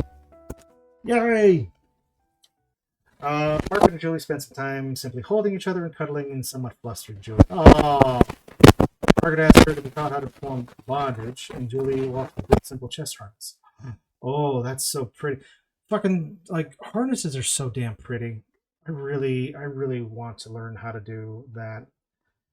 I used to have the supplies to do so, but I don't have access to them anymore, unfortunately. Once bound, Margaret suggested doing some intense elimination before getting hurt. Delightful. 87. One last job. Tropical. Final prep. It takes the two of us to load the boxes of flyers into Julie's van. They're heavy enough to make me wish I had the tea to help me. Phew. I'm a little surprised you wanted to print these at the library instead of a copy shop. The printers would be faster, right? They might even have the ones that you fold them for you. Oh, no way. Copy shops are tracking software. Librarians handle sensitive information all the time, so they don't want you to know what you're printing. They'd rather not get subpoenaed, so they just don't look. Oh my god. Yeah, this is sort of unrelated, but, like, I have worked multiple times at photo labs in my life, and even though you're not supposed to, you would be surprised at how many times you get, like, full nudity, like, you know, photo shoots in those things here. And I mean, some of them have been like, you know, like boudoir shots from like a professional, and some of them have been more like, you know, just two, like a couple, like recording the process of the sex having, and they tell you specifically you're not supposed to do that. I mean, I still just printed them out and gave them because I don't personally give a fucking shit. Like I have been drawing a lot of paperwork stuff basically my entire adult life, ever since I was 16. It's probably some of the earliest stuff I ever got here, but like, it's just like, oh, that's extremely jarring. That's somebody's areolas. Okay, very good. Love to see that. Well, let me just stand in front of this here while all the kids wander past the photo lab. Actually, most of the time they're behind like a big desk, so it's not like you're going to see what's printing out of the thing, but it's still anyway. I had experience with software in the school newspaper in high school, and I should be finding one unflattering photo of him. It's got to be like the BoJack Horseman they always use, of him getting punched in the face. It wasn't too hot. Attend enough poorly lit galas and the flash is going to hit you in the wrong way eventually. She slams the door shut. We walk out to the nursery with a few bags worth of cuttings The employees were confused that we just wanted a few stems from each plant, but we paid them enough to fulfill our request. Even though an investigation would unlikely attach us to the purchase, Julie still pays with cash. Do you think the plants will work the way they're supposed to? I'm going to test them either way, but I'm pretty sure these will work. I figure we should stick easy ones like we should stick to easy ones like catnip. The ones based on Chinese and French connotations are going to take a lot more tenuous, I'd imagine. I'm sticking with stuff that'll make sense in English. But the people who made the tea are Japanese, right? Yeah, I don't want to research Japanese idioms for 5 hours to figure out what would turn us into snow monkeys or whatever. You would do that with ice cubes and bananas. There, I've solved your problem. A lot of this actually seems to work off of like witch spell rules, which is essentially the intent behind it is as equally important as the ingredients themselves. And maybe that's not like real witchcraft, and I'm just picking it up from the three witches from the Lanker witches from the Discord series, who could basically just like make like a teapot here and use that as their cauldron for their spell components. But yeah, like ice cubes and bananas, boom, snow monkeys. Iced tea.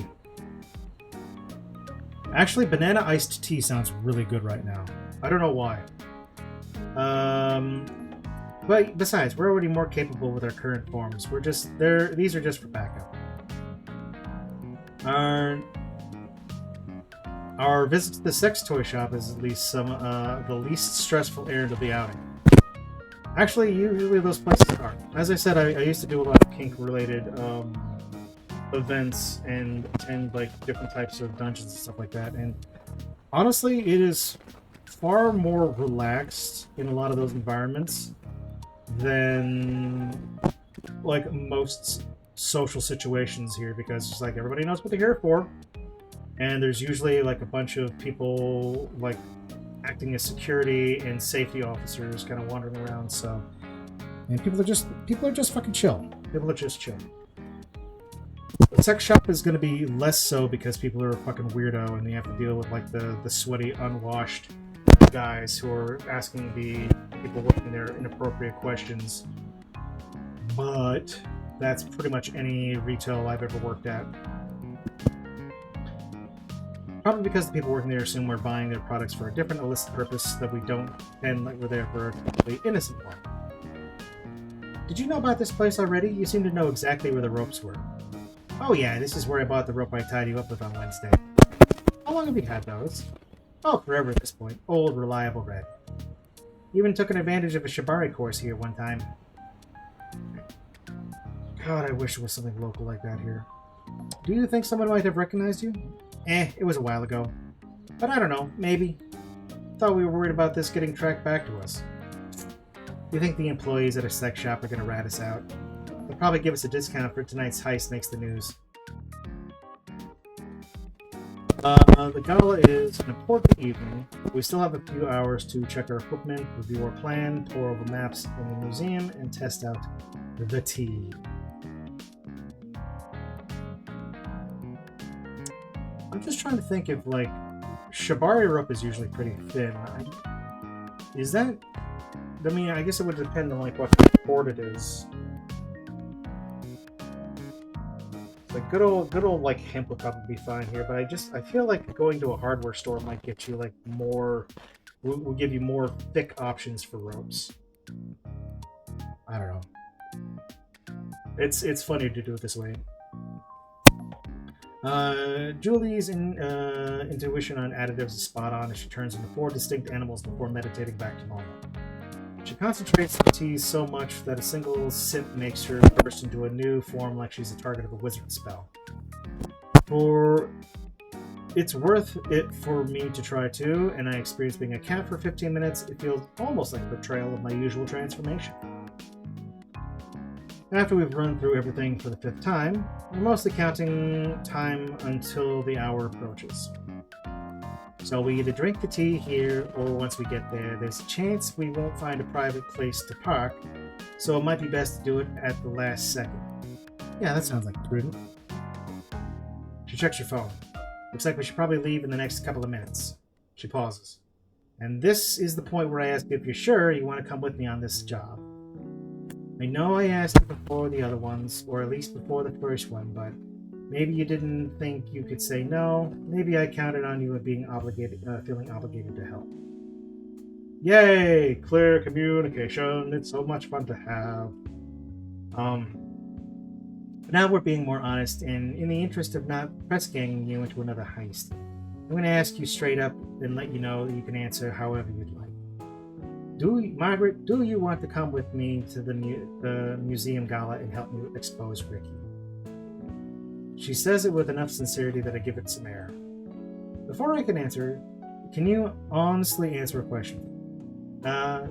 Sure, yeah. Did you really need me for all those missions we've been going on? She grinds her toes on the kitchen floor. Well, the jobs did go faster with you there, and that counted for something the night we were at the gallery. Though it probably would have ended earlier if I hadn't had you there to do stuff with me. But a lot of the reason I asked you is because it was nice to have you there with me. I missed hanging out with you, and it was a way to spend time together. While getting revenge. She bites her lip, wondering if her answer will affect mine. Yeah, that's what I thought. And I will with you. I've already been running all around town with you to get ready. I'm not going to bail now. Plus, I couldn't live with myself if something happened to my best friend and I wasn't there to help her. Julie finds herself smiling more than she probably intends. Yeah, thanks. Alright, time for the Limoncelli girl's last job. Yeah. Actually, saying it out loud, I'm not sure that works. Yeah, it's not as sophisticated as I'd like. So cute. They are so cute. So cute. Scrublo. Sorry, Portia. We're doing one last job. Besides, I'm saving in all these different slots, but I can literally just go back through the timeline and watch various scenes, which is a quality of life thing that I love to see in these kind of games. We parked a few blocks away to find an alley where you can drink our super concentrated tea, according to plan. I love it when a plan comes together. My ears burst out like they were airbags during a car crash, and the tip of my tail hits the ground with such force it's like stubbing a toe. It takes a few moments to smooth out my new fur that it catches into my clothes. That catches into my clothes. I've only gone full mouse while naked, so it's a new complication for me. They're so cute! We scale the fire escape and fling Julie's bag with the supplies to each other as we hop from rooftop to rooftop until we're next to the museum. It's a drop to its roof, so we rappel down with the rope we picked up earlier today. I'm happy that I'm now almost as adept at it as Julie. Mice are good climbers. Looks like you were right about the lack of security up here. Oh yeah, they're here to keep the riffraff out. They're worried about party crashers, not art thieves. Even with that stuff we stole back the other day? Oh yeah, the emails from Ricky about it says we didn't take any art that we was going to use for this gala, or that was anything he'd already sold. They're trying to keep it hush-hush and only requested a few more guys at the door. And they're still trying to figure out who took it, too. The disguise is totally white. Really? Even with Whoa! Really? Even with all you showed them? Yeah, they're too focused on the raccoon angle to notice much else. They also had a few other things to say about you, too. A surplus of hair on my back and Nick stands up. Oh, what did they say? No, not a whole lot. They just mentioned you as my curvy mouse accomplice. The confirmation that people really did watch me that night lights a fire in my belly. Oh well, I hope they enjoy the view. I don't know if it was ever answered in the game, but I wonder what would happen if you drink a different kind of tea, like say cat tea, while you're already transformed in your default transformation. Huh. That is, that is kind of, it would be a fascinating experiment, like something I would probably end up doing, would be something that turned you into, like, either an eagle and a lion, which again I probably would say like dandelion tea, and then drink them both at the same. In canon, nothing probably, um, but like drinking them both at the same time and then turning into like a griffin furry or something like that.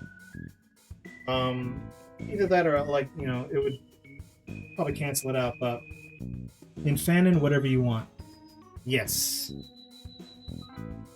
I do like that you're like as the creators you're kind of open to people like having their own interpretations of this because like my last persona was an owl bear, which I mean you probably get like with honey and berries, and then man I don't know what you get for an owl, but I've been kind of leaning towards like redesigning my persona as like a skunk. And again, I'm really not sure what would be added in order to get like that skunk smell.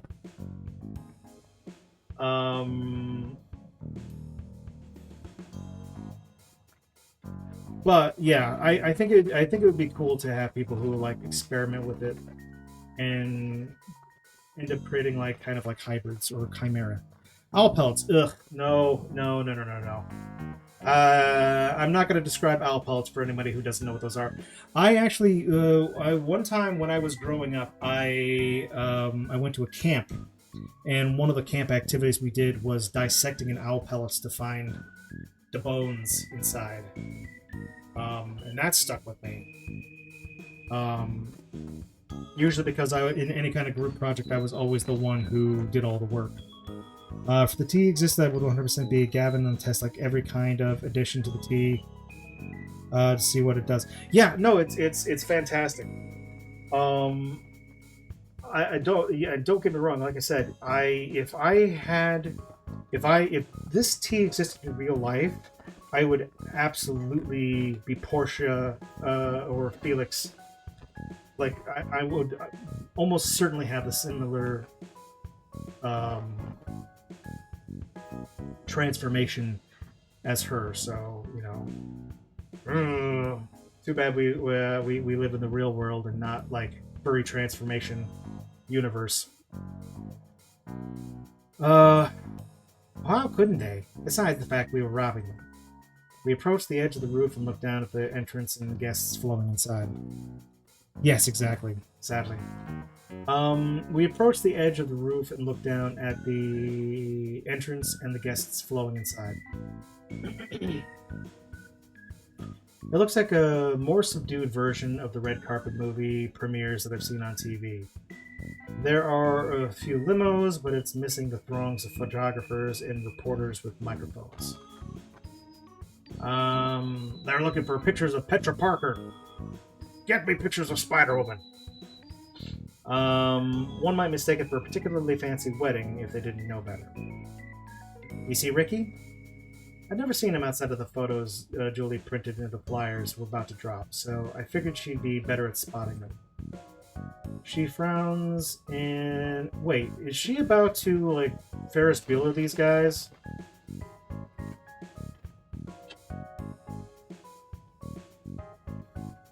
There was a scene of Ferris Bueller where he dropped a whole bunch of like flyers down and like.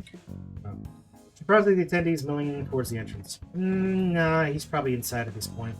Probably better, otherwise I'd be tempted to beam him with a brick from this height. I take a closer look at myself, even though I'm not sure what features I'm looking for. I can't imagine anyone I know on this guest list.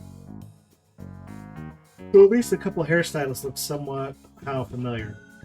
Should we head in? Yep, let's do it. She pulls the bolt cutters from her duffel bag, and we head into the stairwell entrance. Oh my god, what? Oh, wait a minute, never mind. Sylvia's a rich girl, of course she's here. Oh my god, this is so exciting. I think the photographer took a picture of me. Do you think they're gonna put it in the museum website or webpage or something? Oh my gosh, you think they'll put it in the newspaper? I love the pimpification of Portia. These sort of things open up the arts section sometimes. You have a better chance of ending up on a photo if you wear the right dress. Which both of you are, let's be honest. You have an even better chance of ending up in a photo if there's two of you in the right dress. Yee, thanks so much for this again. Are you kidding? You saved me from showing up at this party without a +1. I've been eyeing that dress for ages, but I knew I couldn't work it with my body type. It suits you much better. I can't thank you enough for getting it for me. I never worn something so elegant, and I've never been to an event so fancy. I think. Oh no, she still has amnesia. Are you sure you haven't? You seem like a natural walking down the red carpet. I think Sylvia attending the gala is actually mentioned in another path as well. That makes sense. Like the fact that the gala is like the main focus of this storyline here, and not the furry convention, is because I'm pretty sure with every other version of this, they went to the furry convention instead. This is the first I remember seeing this scene. So that's really cool, because I was kind of expecting every single storyline to intersect in that one place, but this is taken a completely in a different direction. God, it's just so exhilarating. All these people looking at us. In the path where you go to the furry con with her. Right. Oh, that's right. Right. You better get used to it now. Feels like one of those big Hollywood movie premieres. I've always wanted to attend one of those. I assume, considering how much I'm enjoying this. Oh, this isn't nearly as big of the movie premieres I've been to. You've attended them before? Just a couple. Back in my Malibu, my dad took me to a few. One of his clients had extra invites for films they'd worked on. Not super big ones, probably movies you haven't heard of, but even the small productions go all out for their premieres. Oh my god, I'm so jealous. Then maybe giving my dad a call and see if he can pull some strings to get us 2 spots at one. My parents have been bugging me to fly back home for a while. Oh, yay! You two, boyfriend and girlfriend, except both of you are girls, so you're girlfriend and girlfriend. La la la la. I want to make like, and they were roommates joke too, so. They're wearing matching makeup too. Oh my god, so fucking cute. Portia's wearing a spray tan, or did they go to like a tanning booth? Because this is not Felicia's normal. She has a glow about her. I'm sure they wouldn't mind paying an extra plane ticket. Oh, you're the best, Sylvie.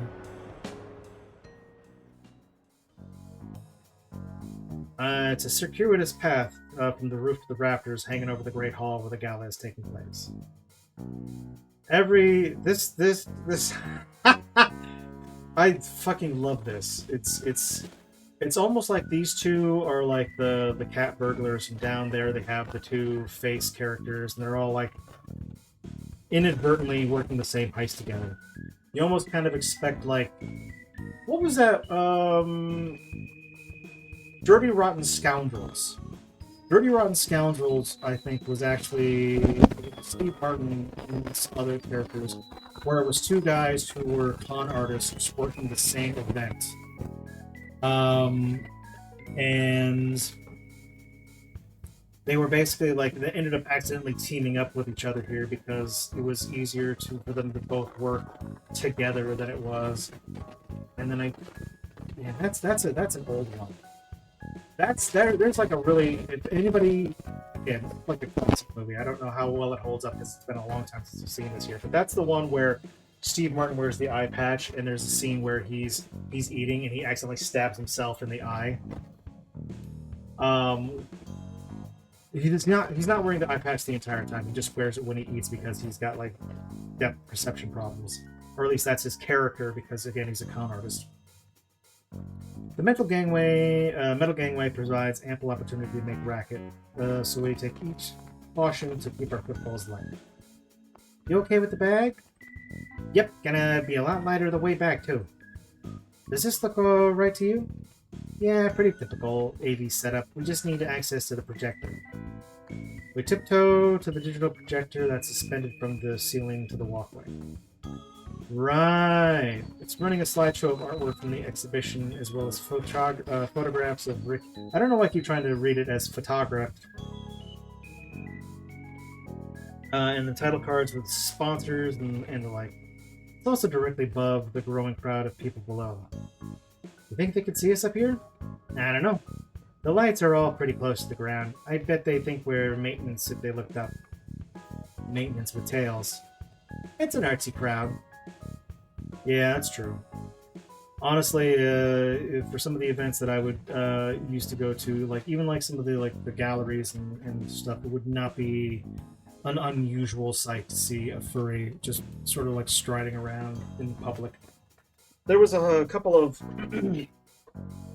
God, when I was living in like Washington, like Pacific Northwest Washington, there back in the height of the Pokemon Go days, there were a whole bunch of like community day events, and there would always be like one or two furries in our neighborhood just sort of wandering around. And yeah, man, I miss having that social like backbone. Not that I ever really made any other friends doing that here, but it was really cool being part of that community. You know, back when it was still a really big thing. She leans over the rail and holds her hand back out to me. I pull the USB drive I've been carrying since leaving the van and stick it in her palm. Keep an eye on the screen for me. Tell me when it moves past the photo of Ricky with his chin on his fist like he's a pictured day at school. It takes a few minutes, but eventually the montage pans past a black and white photo of him doing his best serious artist face before fading to black. Okay, now. Julie jams the USB into the slot and the correct orientation on her first try, and oh, interesting, that's talent right there, and punches a sequence of buttons on the control panel with a typical deftness. The image on the screen flickers for a moment, and then the input notification on the corner flashes. After a second, the slideshow continues, only now it's the duplicate Julie created using Ricky's files. A small notch Julie overlaid in the corner lets us know that it's the altered version. Anybody notice?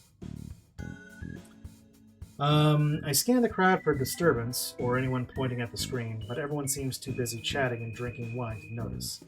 Even the security and other employees don't seem fazed. Nah, I think we're good. Okay, we're officially on a timer. That video is going to start spilling the beans in 20 minutes. She pulls out a burner phone she brought with her and punches in a quick command. The tweets should start dropping around the same time, too. Let's get those flyers ready. Yeah, let's get to it. Dun dun dun dun dun. So what are we supposed to do with these sort of things? It's not bad that I don't know who the artist is, right? Oh, don't worry. Half the people attending here for the party. Fine art at this level almost more of an investment thing anyway. A lot of the artists are more concerned with attracting wealthy buyers than anything else. I don't know much about this guy, but based on the guest list, I don't think he's a starving artist. Oh, alright. Gosh, I feel a little naive for not knowing this stuff. Portia, you were literally lost all of your memories. I think you can be forgiven for not knowing the ins and outs of the contemporary art market. Yeah, I guess you're right. I hope I don't say the wrong thing and anybody asks me about art, though.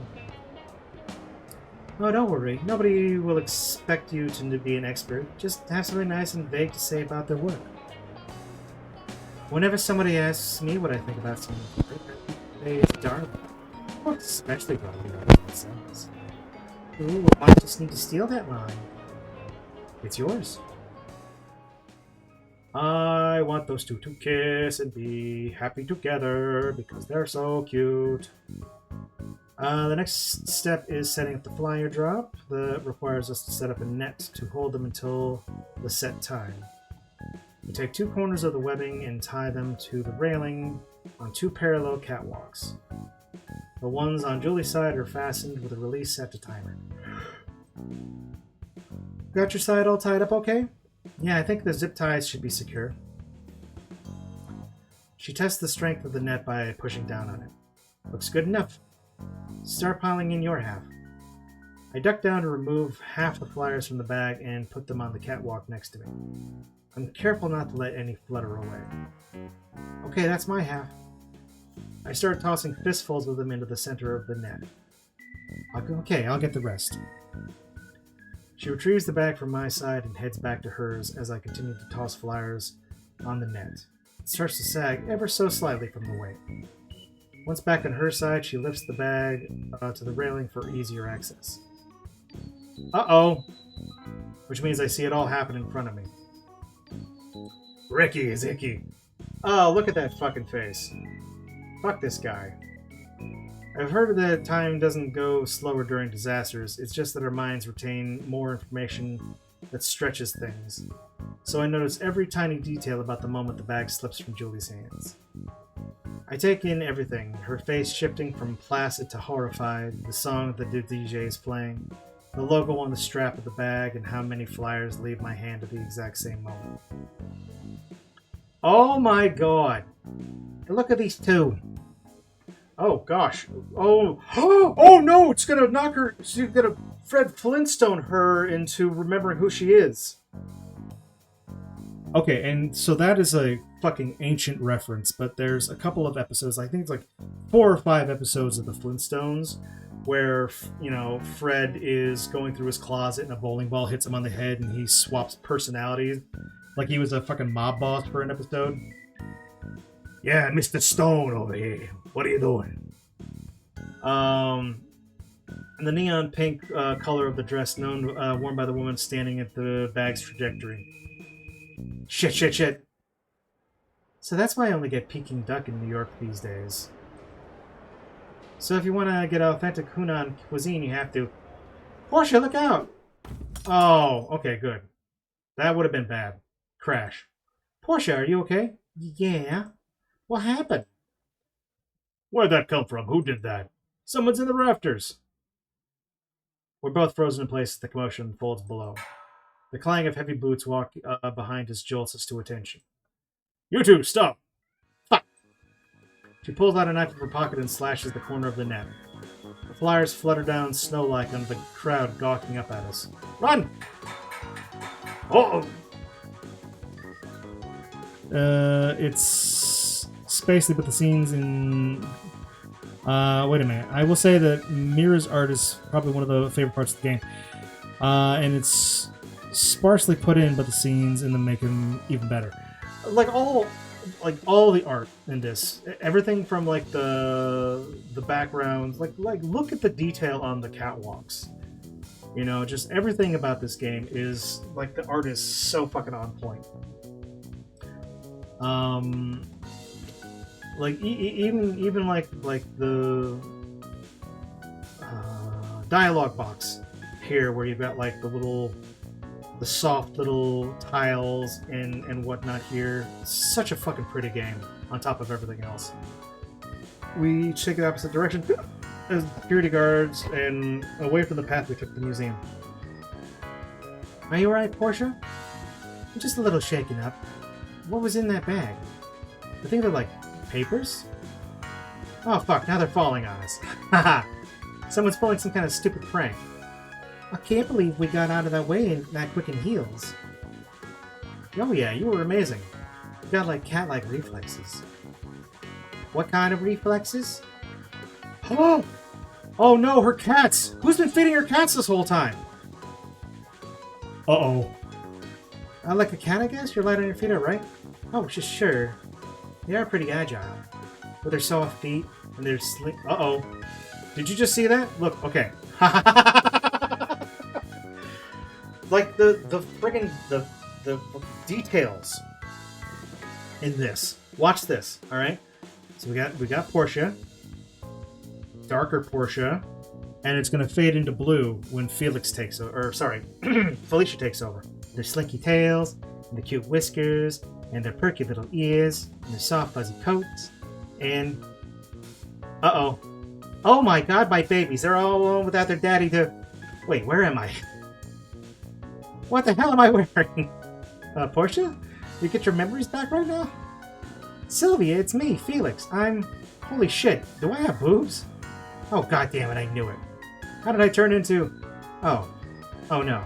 The mall, the clothes, the bookstore, the boys. Oh shit, oh fuck. I need some air. I need to get out... Uh-oh. Portia, I mean Felix, wait up.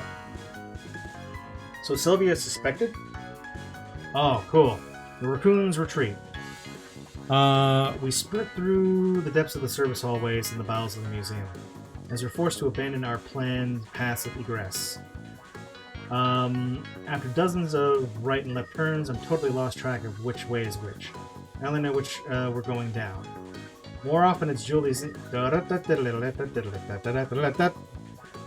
Monty Python... Not Monty Python. No, not Monty Python.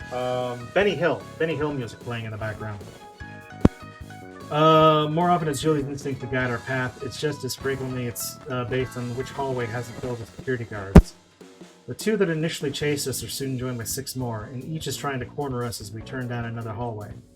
We're faster, but it's harder and harder to maintain that advantage as numbers increase. After rounding 5 dozenth corner, we're dismayed to see the hallway terminates at a dead end. We're forced to duck into a room and slam the double doors behind us. It turns out to be a janitor closet of sorts. Grab that broom. I hand her the broom and she jams it between the handles of the door. Seconds later, a security guard rams into the door in an attempt to open it. Come out of there, you're trapped. Startled, I jump away from the door. I think I hear a crack in the wooden shaft of the broom. Julie frantically scans our surroundings.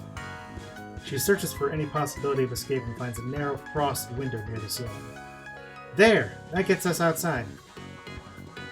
She jumps over to open the latch on the window, and it swings open only to find a grate behind it. Even before I stand, I can see it's too narrow, but Julie sticks an arm out to her shoulder.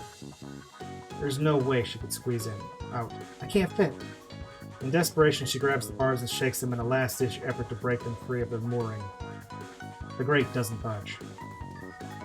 When she turns back to me, she's totally at a loss. I've never seen her so frightened and bereft of hope as she clutches her tail. What are we gonna do? I don't know. We're getting the power saw. Don't make us break in there. Julie's trembling enough for me to notice, which means she must see me quaking in my shoes. We look at each other's eyes and contemplate what will happen when the guards burst through the door. It's possible Julie's face worsens, but I've never had to consider what might happen if I was arrested. Yeah, Sylvie clocks her immediately in the Felicia route, but doesn't want to blow up her spot. There's one of the favorite things about Sylvia in her hats. So that makes me wonder if she knew about that. I mean, this is like a vacation for Sylvia because she could just kind of do her own stuff instead of going into work and essentially spoiling Felix. But again, I didn't even think about that until after. Does that mean that she's been... I mean, don't spoil it because I'm going to find out, but it does feel like if Sylvia clocked Felix, that she's been feeding the kitties in his absence.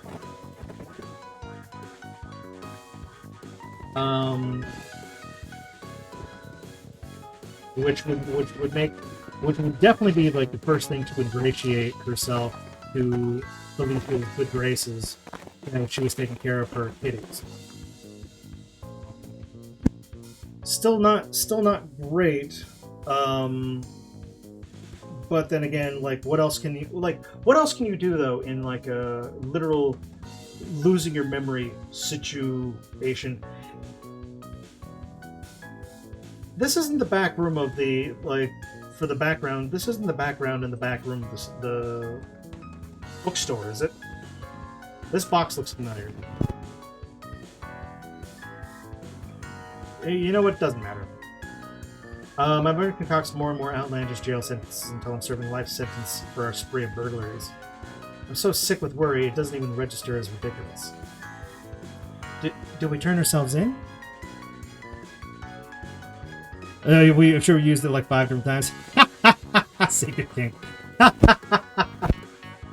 No, I mean there has to be some way out, right? She says it makes me take it as a request more as a hypothetical. Is she asking me to figure a way out? It can't possibly be true. The way she pleads with her eyes convinces me.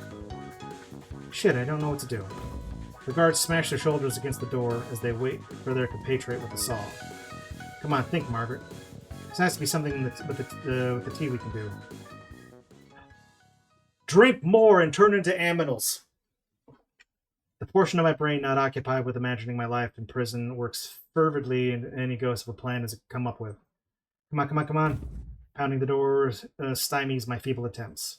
We just have to drink more tea. Drink more tea. Drink more tea. Yes, yes, yes, yes, yes, yes, yes. We need to take more tea. More tea? What's it going to do? When we were experimenting with the tea, you took a little too much and shrank a little. We need to have so much to turn all the way into animals. It's the first time I've ever seen Julie truly frightened. Now, this might lead to us legally distinct back around. I'm gonna do a quick. What am I doing here? Snooze. We're gonna see if we can. I don't know how far we're gonna be able to get this before we have to go in another commercial. Are you serious? Yeah, we'll fit through the bars and then we can escape. We can turn back once we're out. What'll happen if we're transferring that much? Can we even turn back? The guards pound on the door behind us. Probably. We've been faster at turning back. Come out of there! But what if we... Julie, we can't get caught. I can't let you get caught. Her face twists in fear and she looks back at the door. They're gonna get in soon. Julie's eyes dart between me, the door, the window, and her bag with the vials of tea. Okay, let's do it. Fuck, I hope you're right about this. She pulls out the vials of concentrated tea and tosses one to me. I uncork mine and feel a geyser of essence hit my nostrils. Immediately, my resolve falters, but I've already convinced Julie to go through my outlandish plan. I do like that there's not really any bad ends and just short ends to pass. Yeah, like even with and this is a spoiler warning for anybody who hasn't gone on this path. I'll give you a second here to cover your ears if you want. But I think in the Gavin ending where he takes like eight bags of tea and turns into like a little literal mouse and just becomes like a micro mouse-brained mousy. She's living comfortably, in Gavin's walls in the tea room, eating and crunching on tea leaves and being a happy little mousy. Which does feel a little bit like the Witches of the Witches of Whitlick, the one where the boy and his grandma turn into mice, and like the witches are all like long-nosed, creepy, bald creatures. But either way, like there's as you said that there are no bad endings to this. It's just different types of endings. We both stand with our vials open. Kampai! Yeah, we stand there like duelists with a shootout. I force outside my body tips the vial into my mouth. Julie does the same. Syrupy elixir courses like sweet venom through my body. We don't have to wait for it to start working. My muscles spasm and cramp as they tighten and shrink. My shoes grow larger, and my feet and the cuffs of my sleeves slide into my hands. Julie's cloth starts to hang on her as well. She stares into my eye. Margaret, I'm sorry I got you into this. It's okay, Julie. We're almost out of here. I know. She starts to look like a stuffed animal dressed in a person's shirt. But in case... Cute. In case we... Margaret, I really do love you. Aww! Even at the speed my heart is beating, I can still feel it ramp up. I love you too, Julie. We clutch our paws together and stare at each other's eyes as the room grows around us and our clothing envelops us. No matter what happens, I always will. No matter what happens. I don't take my focus off her until my hat swallows me whole. I'm drowning in fabric that muffles the sound of pounding on the door. We only have a few seconds to escape, and we're almost the right size to do so.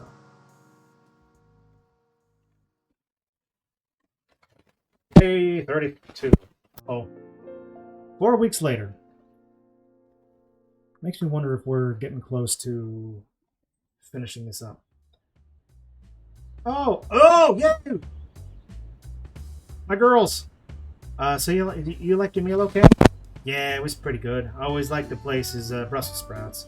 The burger was okay too, but those fancy burgers with all the toppings are so hard to eat. They're always too tall. That's the problem with these. You gotta Scooby-Doo it. You gotta, tie some string around it and then pull it tight and then put the whole thing in your mouth, and then the string goes undone and your whole throat expands in like a burger shape, and then you swallow it. That's how everyone eats, right? Everyone says that, but they're not practical. What do you mean not practical? Think about it. You're a chef who's making weird gastropub burgers that require you to stack onion rings and kimchi and pork belly on top. Well, you put the pork belly and the kimchi inside the onion rings, and then you squash it down with the string. That last words did worry me. It was going to be a bad end, though. Yeah.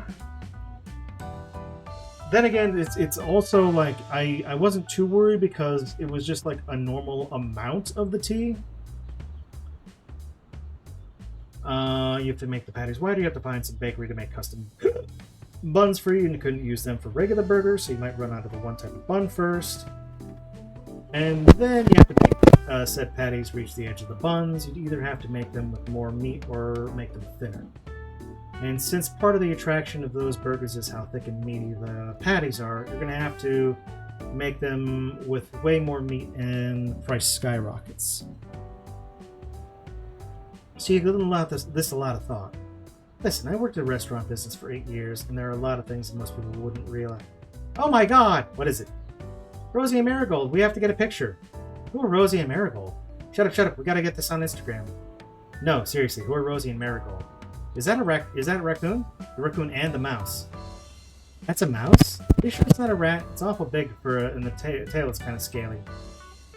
See, that's what people thought at first, but some of the zoologists came and said the mice have scaly tails too. They're just covered up with different amounts of fur. The ears are a big giveaway. Oh no, did they turn into Jimothy? Oh my gosh, she got a little pizza slice. I get so many likes. Oh gosh, they're just some dumb rodents. Why are those animals the big deal? Oh no, this is actually... We are going to actually hit an ending, aren't we? Follow anything that happens in town? It's Rosie and Marigold. They're the biggest things in New Greenshire on social media right now. There's this cute little raccoon and mouse couple, and they're always going on little heists and adventures around town, stealing food and from restaurants and breaking into weird places. Oh no, it's Ratatouille! Sometimes they'll even post for you if you take photos. There's one of them huddled up in a scarf when it got cold out. It's the cutest goddamn thing I've ever seen. It's the background on my phone since someone posted it. Why are they Rosie and Marigold? I don't know, they're just names someone came up with. People make the little stories about them going on adventures and dates with each other. Wait, people are sure they're girls? Of course they're girls. Look how cute they are.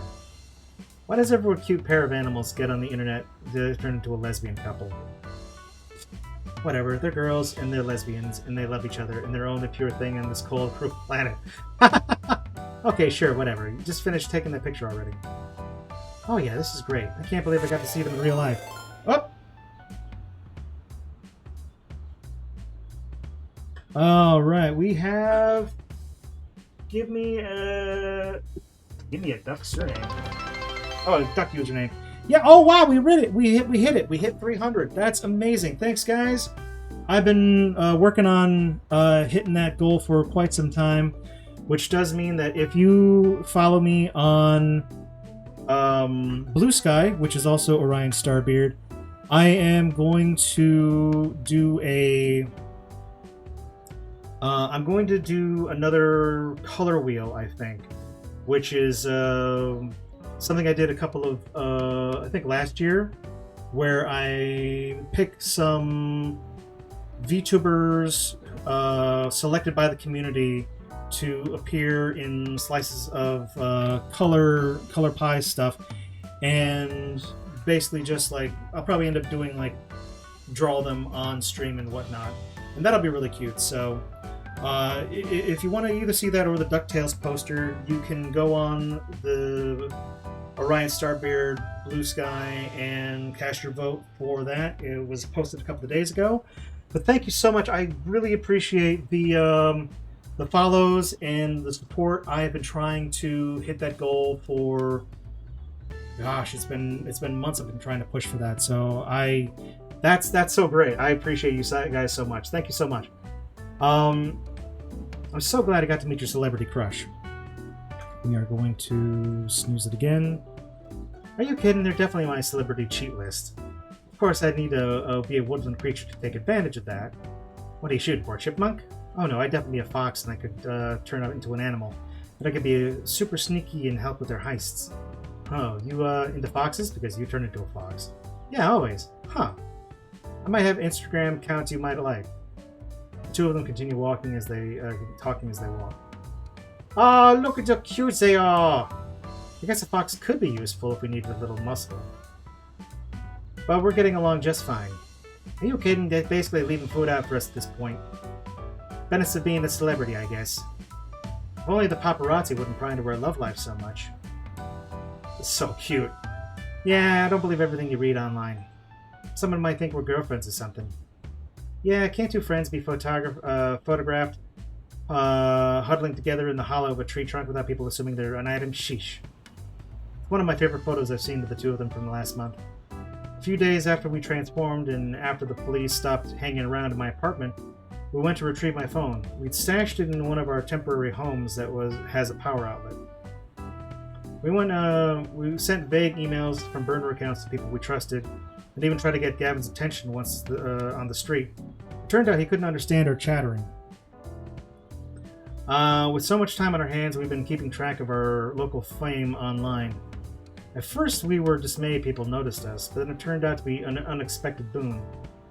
People and even restaurants are leaving food out in the hopes of attracting us. We're still careful, but no one's tried very hard to catch us. How's your food, Marigold? It's great, Rosie. Almost unfair how much better stuff tastes like this. I take another bite of the fun-sized candy bar that's half my height. Who knows, maybe it's something we'll have to get used to for a while.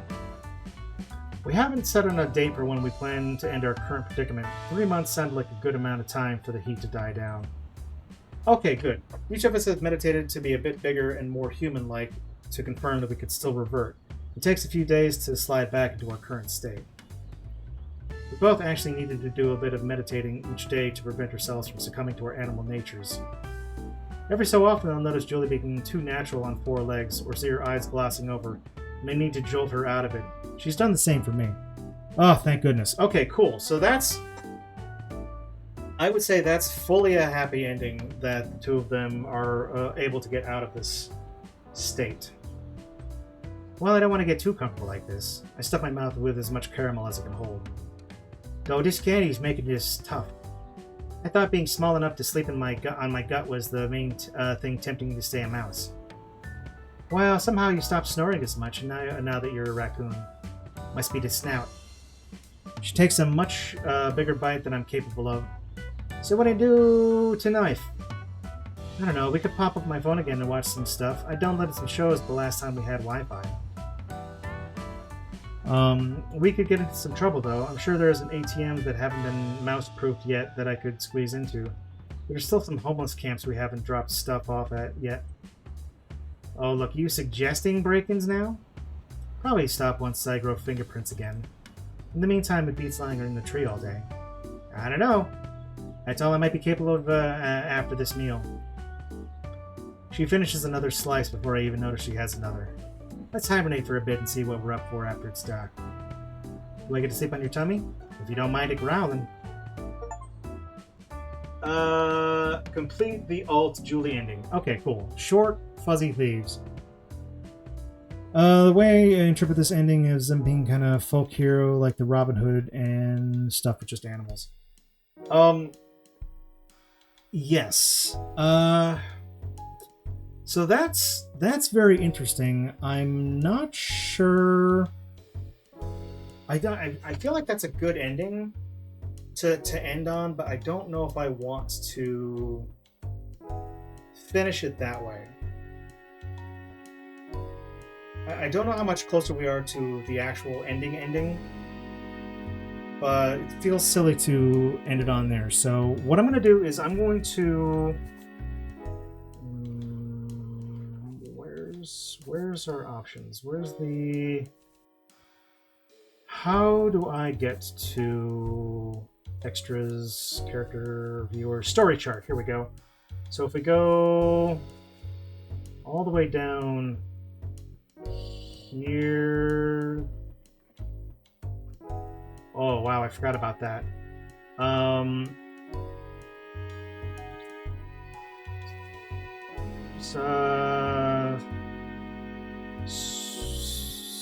Schnikes. How do I get to... Here we go. According to plan, raccoons, retreats. Ah, here we go. So if we go here... Let's see how much further this goes down. Okay, so... Boy, that's a bit, isn't it? I can turn back, but easier to steal stuff without identifiers. Oh, I mean, yeah, absolutely. Alright, so what we'll do here is we'll skip to where we left it off here and attempt to break out. And so we will be hitting another commercial, but I'm going to try and get this this storyline ended to its natural conclusion before we end today's stream. We have to break out get out that window. But it's bolted to the wall. It's the only way out. I already tried that. Nothing she could say could change my mind, so I marched over to the window and wrapped my fingers around the rough, cold bars. I tug, and they're immobile the same way all immobile things are. They don't just refuse to move, they refuse to act as though they could be moved. Nothing in their physical makeup suggests they're capable of being anywhere but where they are. But I pull anyway. That's why they call me Bending Rodriguez. Bending Rodriguez. I wrap my tail around the leg of the shelf and use that for what leverage I can gain. Come on! I never felt the bones and muscles of my arms so distinctly. Never felt them strain like this or push up against my skin this way. Poor kid. I've never been called upon in such dire need before, and they've never been capable as they are tonight. For a while, it's all for nothing. Feel the lactic acid singe my muscles and see the tendon strain against the skin on my wrists. Ugh. Even though the padding of my new paw-like hands, my fingers ache against the rough metal. Margaret, they're almost in. We need to figure something else out. Just let me try. I pull harder, finding reserves inside me I wasn't aware of. Searing hot cables in my arms scream in pain as I bite my lip with oversized incisors. It doesn't make any difference until I hear a crack. Holy shit! Holy shit! I leap up and plant my feet against the wall. I enlist every part of my body, new and old, seemingly futile effort. I pinched my eyes tighter and pull more. No, I feel something. Now that there's a possibility of something happening. Possibility keeps growing as the soft rumble from the mortar around the bricks. Wait, are you? Holy shit! Julie's eloquent encouragement stirs me on, and I expend all the energy I have left on the final tug. Holy shit!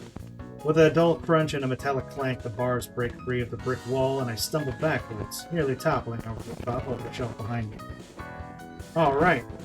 And this daring breakout is going to have to wait for about 3 minutes while we go on ad, and then we should be able to finish this up before I wrap up for the day. Besides the animal TF and gender TF aspects, the T just seems to make people superhuman. Yeah, well, I mean, it takes on like animal properties. I mean, mice and rats are pretty strong for their size. And honestly, well, I'll talk about that when we get back here. But we're gonna go on one last break, and then we should be able to wrap this up. But yeah, like on top of like getting the animal characteristics here, they do tend to get like the different like strengths of stuff like that. Now, I would even possibly go as far as like if she was mouse-like enough, even with the grate here, Margaret might have been able to squeeze through here because rats don't actually have bones. I think their bones are mostly cartilaginous, so if they can get their head through a space, they can squeeze the rest of their body into it. Cats are very similar to that. I remember being mentioned a lot in Chi not only helps people focus, they're struggling, it also gives them crap ton of energy to the point where they could probably count as steroid or something sports. Yeah, I mean that's definitely it too. And like just from the scene, which basically happens in excuse me, I've been talking a lot today. But the scene with where Margaret's organizing the back room in the bookstore just to show like the speed and strength that they exhibit. I dropped the grate, leaving a bar-shaped imprint in my fingers. Jesus, you actually ripped one of those out of the wall. Even after doing it myself and hearing her say it, I still don't quite believe it. I did? Holy crap, I did. Holy fuck, I'm so turned on right now. Alright, now you've got a lot of squeezing to do right now, sister, so you get up there and climb up that shelf there. Another boulder against the door shakes us out of our stupor. Quick, through the window! Oh my god, oh my god, oh my god, oh my god, oh my god. Felix, you've been freaking out for 10 minutes. Calm down. We have your keys back at the bookstore. We can just get your home to your apartment and you can see your cats. I can't calm down, Sylvie. Just look what I've been doing the last week. We went on a few shopping trips. It's not a big deal. Of course it's a big deal. I got dresses and a makeover and a fake tan. It's not fake. It's sunless tanning with revitalizing bronzing compounds. Oh my god, the whole thing at the mall with Margaret. She totally knew it was me, didn't she? I'm never gonna live this down. Why? Sweetheart, we all support you. Please. You are living the life I wish I was right now, so, you know, full support. It's fine. She probably didn't know it was you. She got some free outfits. Even if she did recognize you, Margaret's the sweetest person in the whole world. She's not gonna hold anything against you. Oh my god, I can't believe I was the one pushing all that fashion advice on her. You probably hated all those outfits. Shit, this is so embarrassing. Someone at the bookstore probably recognized me too. They'll think I'm all into this stuff. It's okay. If you're into that kind of thing, you can just stop. Okay. I just need to get out of this dress and makeup and help your friend find herself. Oh, what if I am into this? Yay! It's a girl. I love that achievement. And we keep doing it? But I'm not supposed to be into that. Oh, God. Sweetheart. Felicia, darling.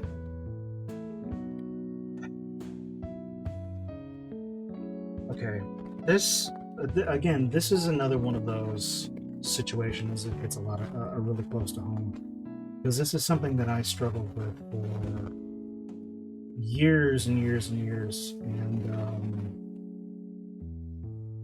you know, I basically like I talked myself down off that ledge of trying things,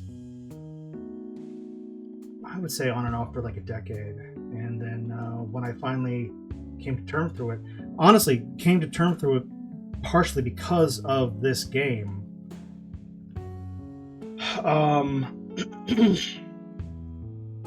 I unfortunately am currently in a position where I'm not able to do much about it. So like my whole heart goes out to Felix right now. Why not? Because I gotta figure out how to get back to my normal body. This one's doing weird things to me. Yeah, for sure. I mean, whatever turned you into this can probably turn you back, right? Yeah. But I told Derek at the mall that I'd go on a date with him. Oh, cool! I can't go out with him when I turn back into a guy. Unless he'd think he'd still go out with me. I think you'd have to ask him if he'd be into that. I guess I could text him if... Wait, why am I even thinking about that? Huh? What was that? I love the timing of the achievement popping. Yeah, that's amazing. Sylvia, literally the perfect person in for Felix Felicia to say this stuff. Yes, exactly. Like that could not have, especially with, let's say, Portia's situation. Like there could not have been somebody who, in their like collective friend group, would be more understanding of what's going on than Sylvia. So, again, just fucking amazing spot on writing for this entire series. Or I guess this game. I guess it will be a series, so I can still say that. Uh-oh. We run down the narrow street until we run into Sylvia? Margaret, what are you doing here? Why are you a mouse? Wait, is that Sylvia? What Sylvia am I? Don't worry about it. Yeah, you were right about my type. Oh, wait, did you do all this, Margaret? Yeah, sorry about Julie almost braining you, Portia. Margaret, I'm Felix. Oh my god, Margaret, I'm so sorry I made you worry and abandon the store and force you to get all those outfits. You probably thought it was super tacky. Oh no, she's spiraling. And then he thought I said thought suspenders wouldn't look good, but then I said to help break the solid color top and help accentuate. Wait, Felix? You've been Felix this whole time. How on earth did you? Oh, wait, you left alone with the tea, didn't I? Okay, did you? Hey, get back here! Hey, get back here! We turned to see security guards struggle to crawl out of the window. Shit, Margaret, we're racking up witnesses real quickly. Sylvia, Felix, you have to come with us, okay? We can tell you how to turn back to normal. You can? Yep, just need to climb through this fire escape with us. She leaps on top of the dumpster and then grabs the descending staircase. I hop up and do the same thing. When I turn around, both of them are struggling to reach the rim of the bin. Shit, they're not juiced. Just give them some tea. Which ones? I don't know any of them. Oh, interesting. She fishes a few vials out of her fanny pack and tosses them down to Felix and Sylvia. Drink those, they'll help you climb. Honestly, if I was in this situation here and all this was happening here, I wouldn't question it either. Felix uncorks his and downs it without any more convincing. He's desperate to find out how to reverse his transformation. Sylvia is much more trepidatious, but after seeing she's the odd one out, she pinches her nose and takes the shot herself. They each groan and collapse to the knees as fur pops up from their skin and tails from their dresses. Oh, so this is the fox version of. So okay, now all right. So we've got the mouse, we've got the sly fox, we've got the cat burglar, and we've got the wascally waccoon, who's the ringleader for this. That is awesome. Yeah, because becoming a snake would not have helped in this situation. Their hands turn into paws just as easily early enough to feel their muzzles sprout from their faces as their new ears twitch in confusion. Huh, I guess it was the fox and cat ones. They both wobble to their feet and blink at each other in confusion. Oh my god! Oh my god. I mean, holy cow.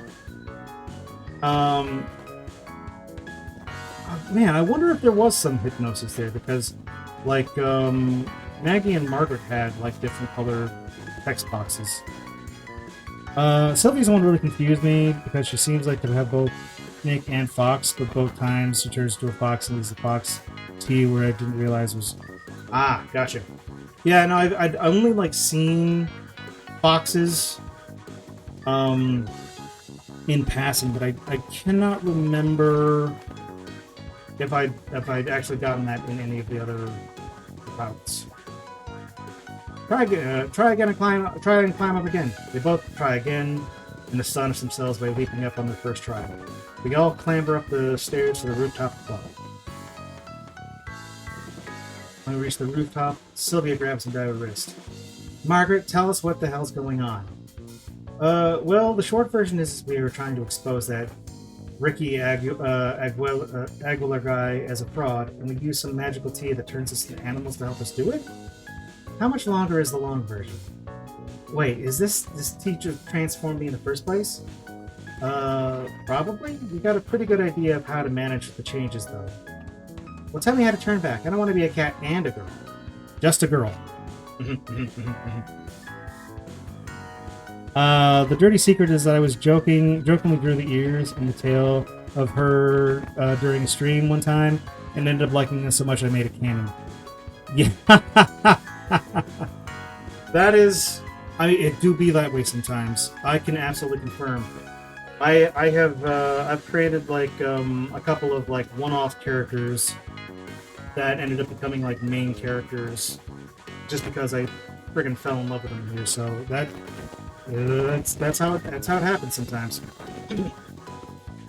So you want to be one of those? Just tell me how to turn back. Hear siren on the nearby street. You're gonna need to be a cat to escape with this. Come on, it's hard to be able to jump the roofs like this. Julie and I take off to the next building, and Felix follows. You girls, I can't. God damn this fucking dress. Oh! Oh no! Sylvia rips her dress off with her claws just above the knee and chases after us. That's terrible. Oh yeah, it's terrible. Hold on. I have to investigate just how terrible this is. Terrible here. Terrible here. Definitely terrible right here. Terrible. We all dash through the cold night air. Initially, we head towards Julie's van, but the cops are too close to risk a getaway in it. After a while, we find we're simply running as far away from the museum as we can. It doesn't seem to be putting any distance between us and our pursuers. Where are we going? Away. We just need to find somewhere we can hole up. What if we go to the bookstore? It's like a block away. Do you have a way of getting inside? Does a brick count? We're not going to break into Barlow's. First of all, there's an alarm. Second of all, it's my store. Maybe we can crash at Gavin's place. They might see us if we go in. Anyone who's asked where they saw 4 animal people will rat us out. No offense. Well, I don't know. Maybe we... here the cats have been saying it's old. Yeah, she's over here. Oh my god, they went rogue. And one of them's a pirate now. Let's see here. Underappreciated how hot Sylvia tearing the dress is. Yes, exactly. Give me a duck username. Also, welcome in.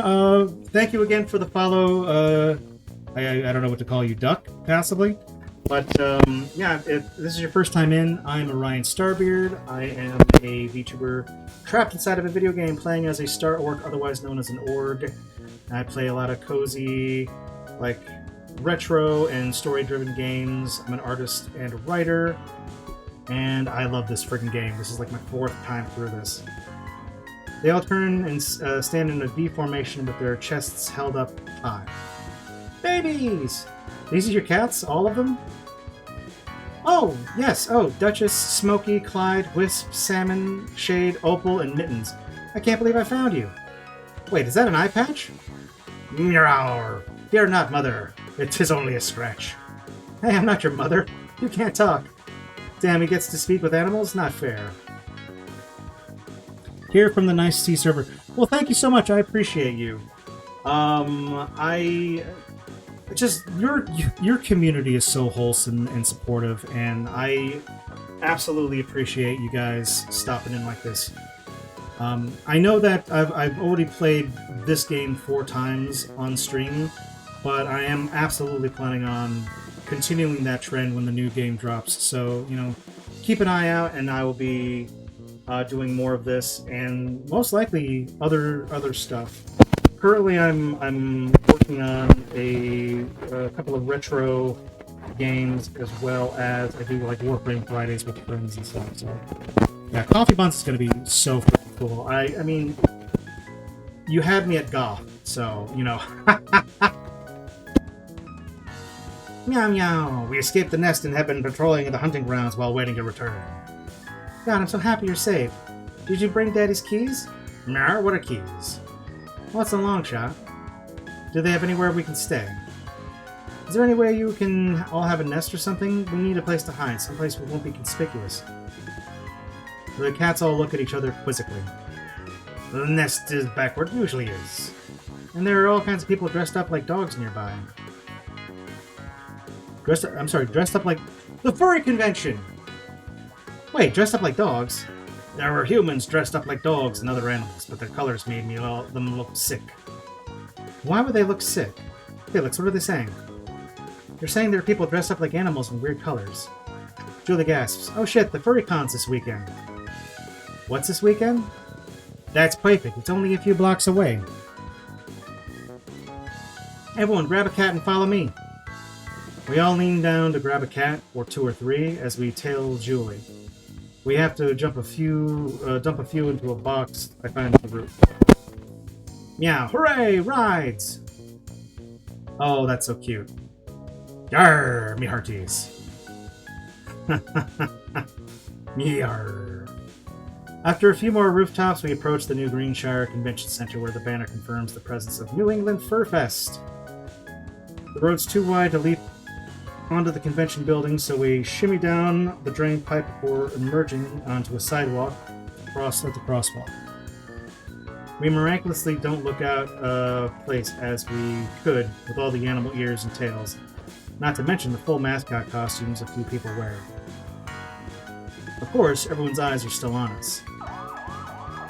Siren outside the distance tells us the police are getting closer. Come on, come on! He's about to risk crossing the busy street when we walk signal flashes, allowing us to all dash across the convention doors. Go, go, go! Alright. Quick, blend in! The scene inside of the boisterous... Oh man, I don't know if I'm going to be able to finish this tonight, because we're already at a half an hour. I'm going to try and get this done. But if we have more than a half an hour, I might have to call it, because that's getting close to dinner time. The scene inside is boisterous party atmosphere as a few hundred people, some in full costume, mill about on the lobby floor. Many of the attendees seem to notice our entrance, yet it's in an undeniably welcome way. We weave through the crowd until we can't be seen from the entrance. Is this enough? What happens if they come in here and search? This is just the lobby. There's going to be more crowd hiding among further inside.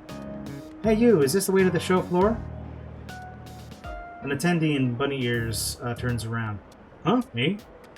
Yeah, is it through here? Yeah. A lot of booths are closed now. Julie's shoulders droop. Is the con over? Well, a lot of it, I guess. It's mostly the dance party left. She immediately perks up. Yeah, it's a dance party? Since you're skipping the sex scenes, you'll probably get done today. Okay, good. Yeah, if I don't yammer on too much. My introspection. In one of the ballrooms. Is it like rave? Or dark lights with loud music? Pretty sure that's the vibe. Perfect. Can you show us the way? Oh, yeah, sure. I was going there myself. I might have to ask you about bringing in the cat. They might have to ask about bringing in the cats. Don't worry, they're well behaved. Those are amazing costumes, by the way. Oh yeah, they're pretty sick, huh? Yeah, the fox one is super sexy. I love the hair. Sylvia jolts to attention when she realizes they're talking about her. Oh, thanks. That's my natural color. Would you like one yourself? I guess. Maybe we can hook up with you once we get into that dance party, okay? Oh, right this way. Yeah, no, that's definitely, an enticing offer, heading to the dance party with 4 beautiful women. We all follow them back to the interior of the convention center. Julie throws an arm around their shoulder. So you like rabbits? Nah. Somebody's got, like a vial with carrots in it. Okay, this is the alley. Guess I'll text back. What the heck is she doing with Sylvia out at this hour anyway? Oh my goodness. The 4 or 12 of us huddle together as we shuffle out of the back door. Hey Gavin. You found the van just fine? Oh yeah, the Q box was right in the wheel well like you said. He stares at each of us and head to toe with more white in his eyes than I've ever seen. What exactly is going on? Poor Gavin, yeah, pirate. Yarr. Me hearty, he's me first mate over here. Pirate Gavin. Don't worry, we'll tell you about it on the way to Felix's place. We haven't quite filled him in on all the details yet either. Is Felix here too? Felix clears his throat. Yeah, I'm here. Oh, you all want to get in? Definitely. We've got to take his babies back to his place, so I hope you're not allergic to cats. Or mice. Or raccoons or foxes. Not that I'm aware of, no. Great, thanks for the ride, G-Man. Yeah, Brock definitely caught them all this time. Nothing strange happening, and he finds all of his friends as furries. Well, as Gavin is a furry himself, that's less strange than you might expect. Glad I could help. Day 59. Partners outside crime. Oh, cool, good. So this must be like getting close to where we're wrapping up then. Oh, fun! Hold on. I guess we could save it, but I guess it's not really a point in that. So I think the people conflate the Luo Zogli with the Lu Xiaodong just because they're both contemporary Chinese artists that you can broadly call realists, but they really have very different styles. A lot of Lu's work is usually more neo-expressionist, like your Jean-Michel Basquiat or Julian Holy shit. I don't know enough art history to know how to pronounce any of this. Schnabel? Though I think there's a little bit of Diego Rivera-style Mexican naturalist in there. Lu is more the consistent neorealist painter. You can trace a pretty direct line to him from painters like Lucien Freud. I love all the instances where Gavin is the last to find out about his literal fantasy is real. Yeah, exactly. I really like Lu. The subjects have very casual demeanor that's really disarming. It makes you feel like the composition will slip through your fingers if you don't pay attention. Customer. Well, gosh, I didn't know I'd be getting such a wealth of information when I picked up this book. You just happen to get a book on a subject to know something about. There's only a couple of sections of the store where that's true. Hope you enjoy your art book, though. Of course, I'll get another one and be sure to come back for some advice. Oh, if I get another one. We'll see if I don't get in trouble with my boss before then. The customer takes his book and heads out. Oh, she's so goddamn cute. She looks so fucking happy, too. I hope the date with Derek went well. Felicia walks back to the desk a moment later. Julie, you don't have to keep joking about your position being in jeopardy. You've been doing a great job. Yeah, but you don't know my track record of my previous jobs. You gave me your resume when you joined us. I joined Julie behind the desk. She left a couple of them off that list, but now I'm here to keep her in line. A lot of good that did when we worked at the library together.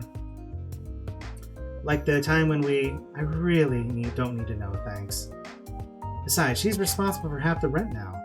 She's not going to... Oh, they moved in together! Risk her job when I can get mad at her. Yeah, how could I come home and disappoint this face? He throws her arm around my shoulder and we both grin. Felicia does her best to match her level at ease, but still looks perplexed about those phantom jobs on Julie's CV. Julie's CV.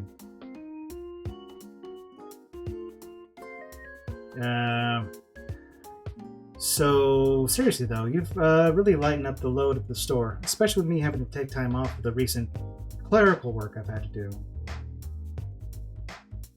Oh, yeah. There's a lot of paperwork with the name change and everything. Yeah, what's the man making things difficult when you just want to let people know you're a cute chick? Felicia flinches but smiles bashfully when she recovers. Yeah, it's a little bit of a hassle. Aside from Felicia's ending, I think...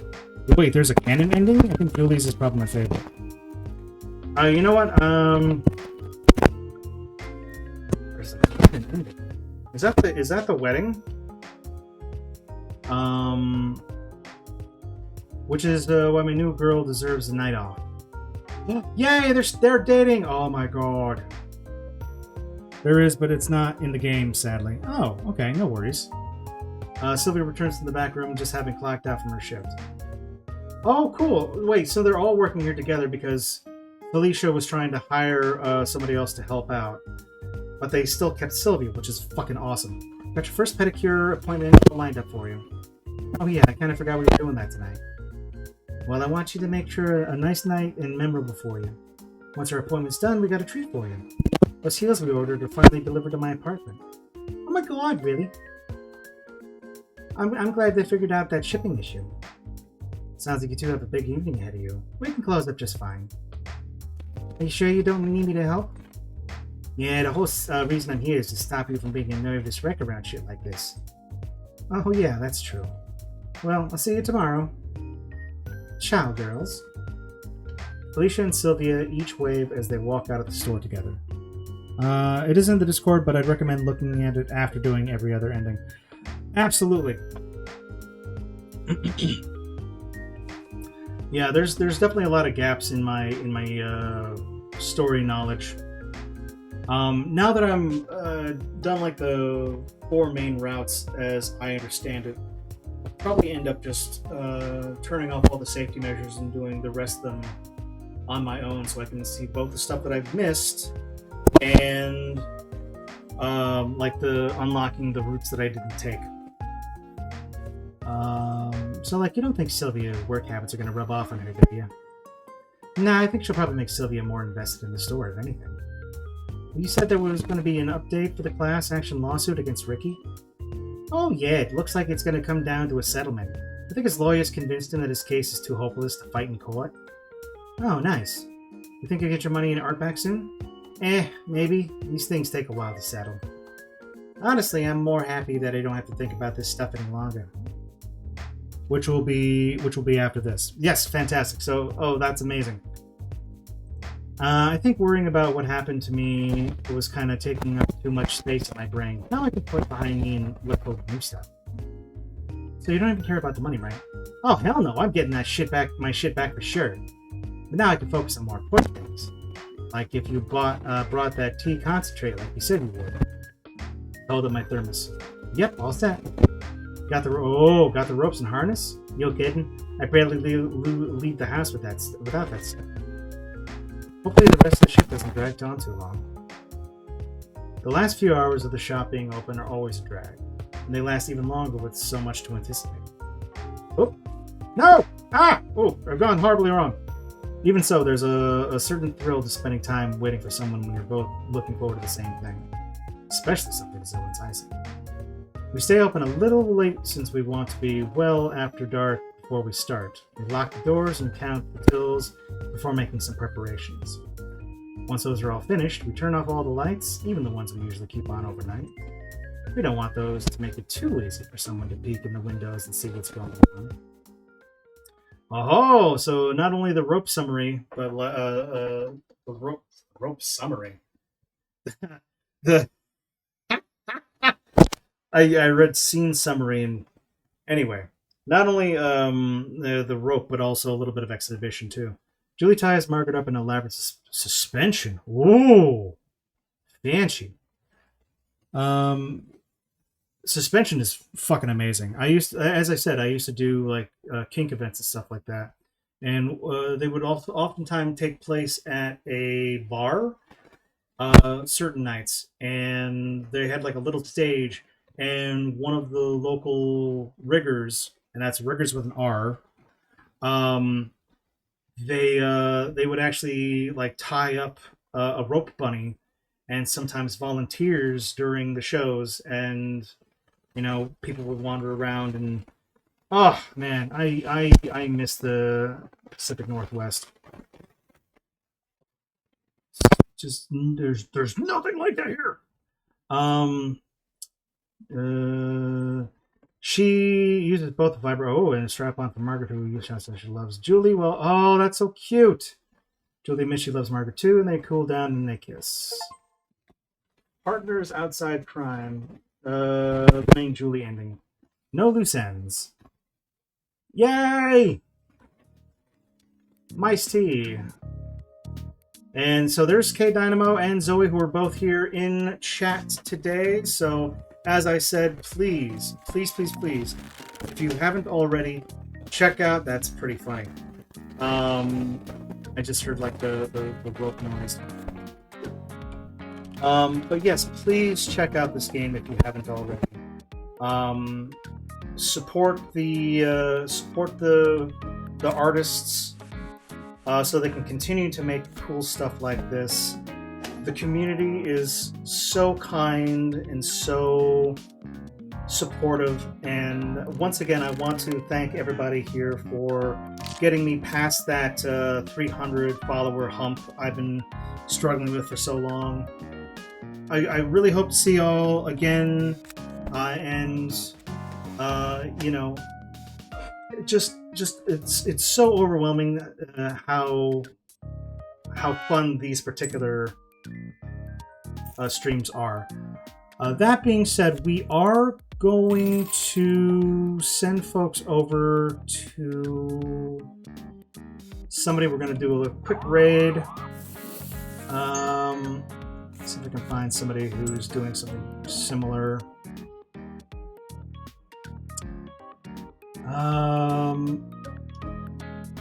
But it looks like we're probably not gonna find something that's quite this stuff. So I think what we'll do is I'm going... Oh, hold on.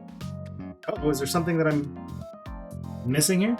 There's a after credit bonus. Oh, okay, cool. But I think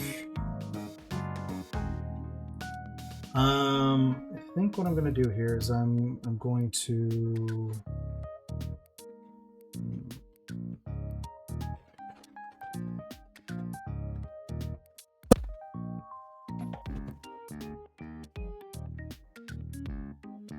sorry, I'm kind of doing two things while I...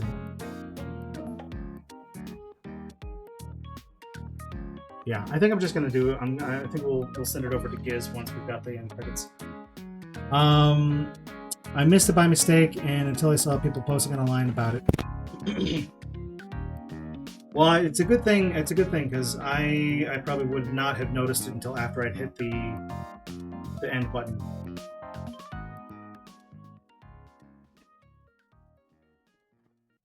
After credit. Oh. Meanwhile, Cineswitch LLC. Oh, cute. Hey. What if we gave the T to... What if we gave the T to an NB? Oh, that's a really smart idea, actually. To be continued in coffee buns. Yay! Thank you for reading, Mice T. We hope you enjoyed the story. I absolutely did. Oops All Gyros is now available in the extras menu. Oh, yeah. I'm gonna...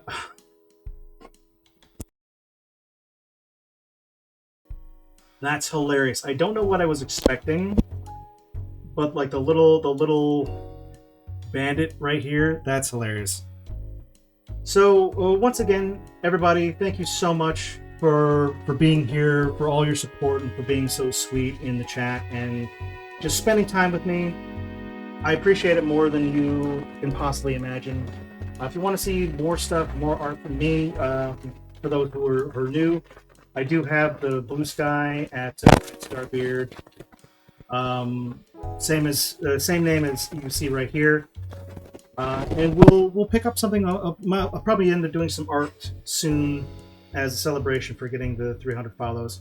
But until then, I will catch you on the flip.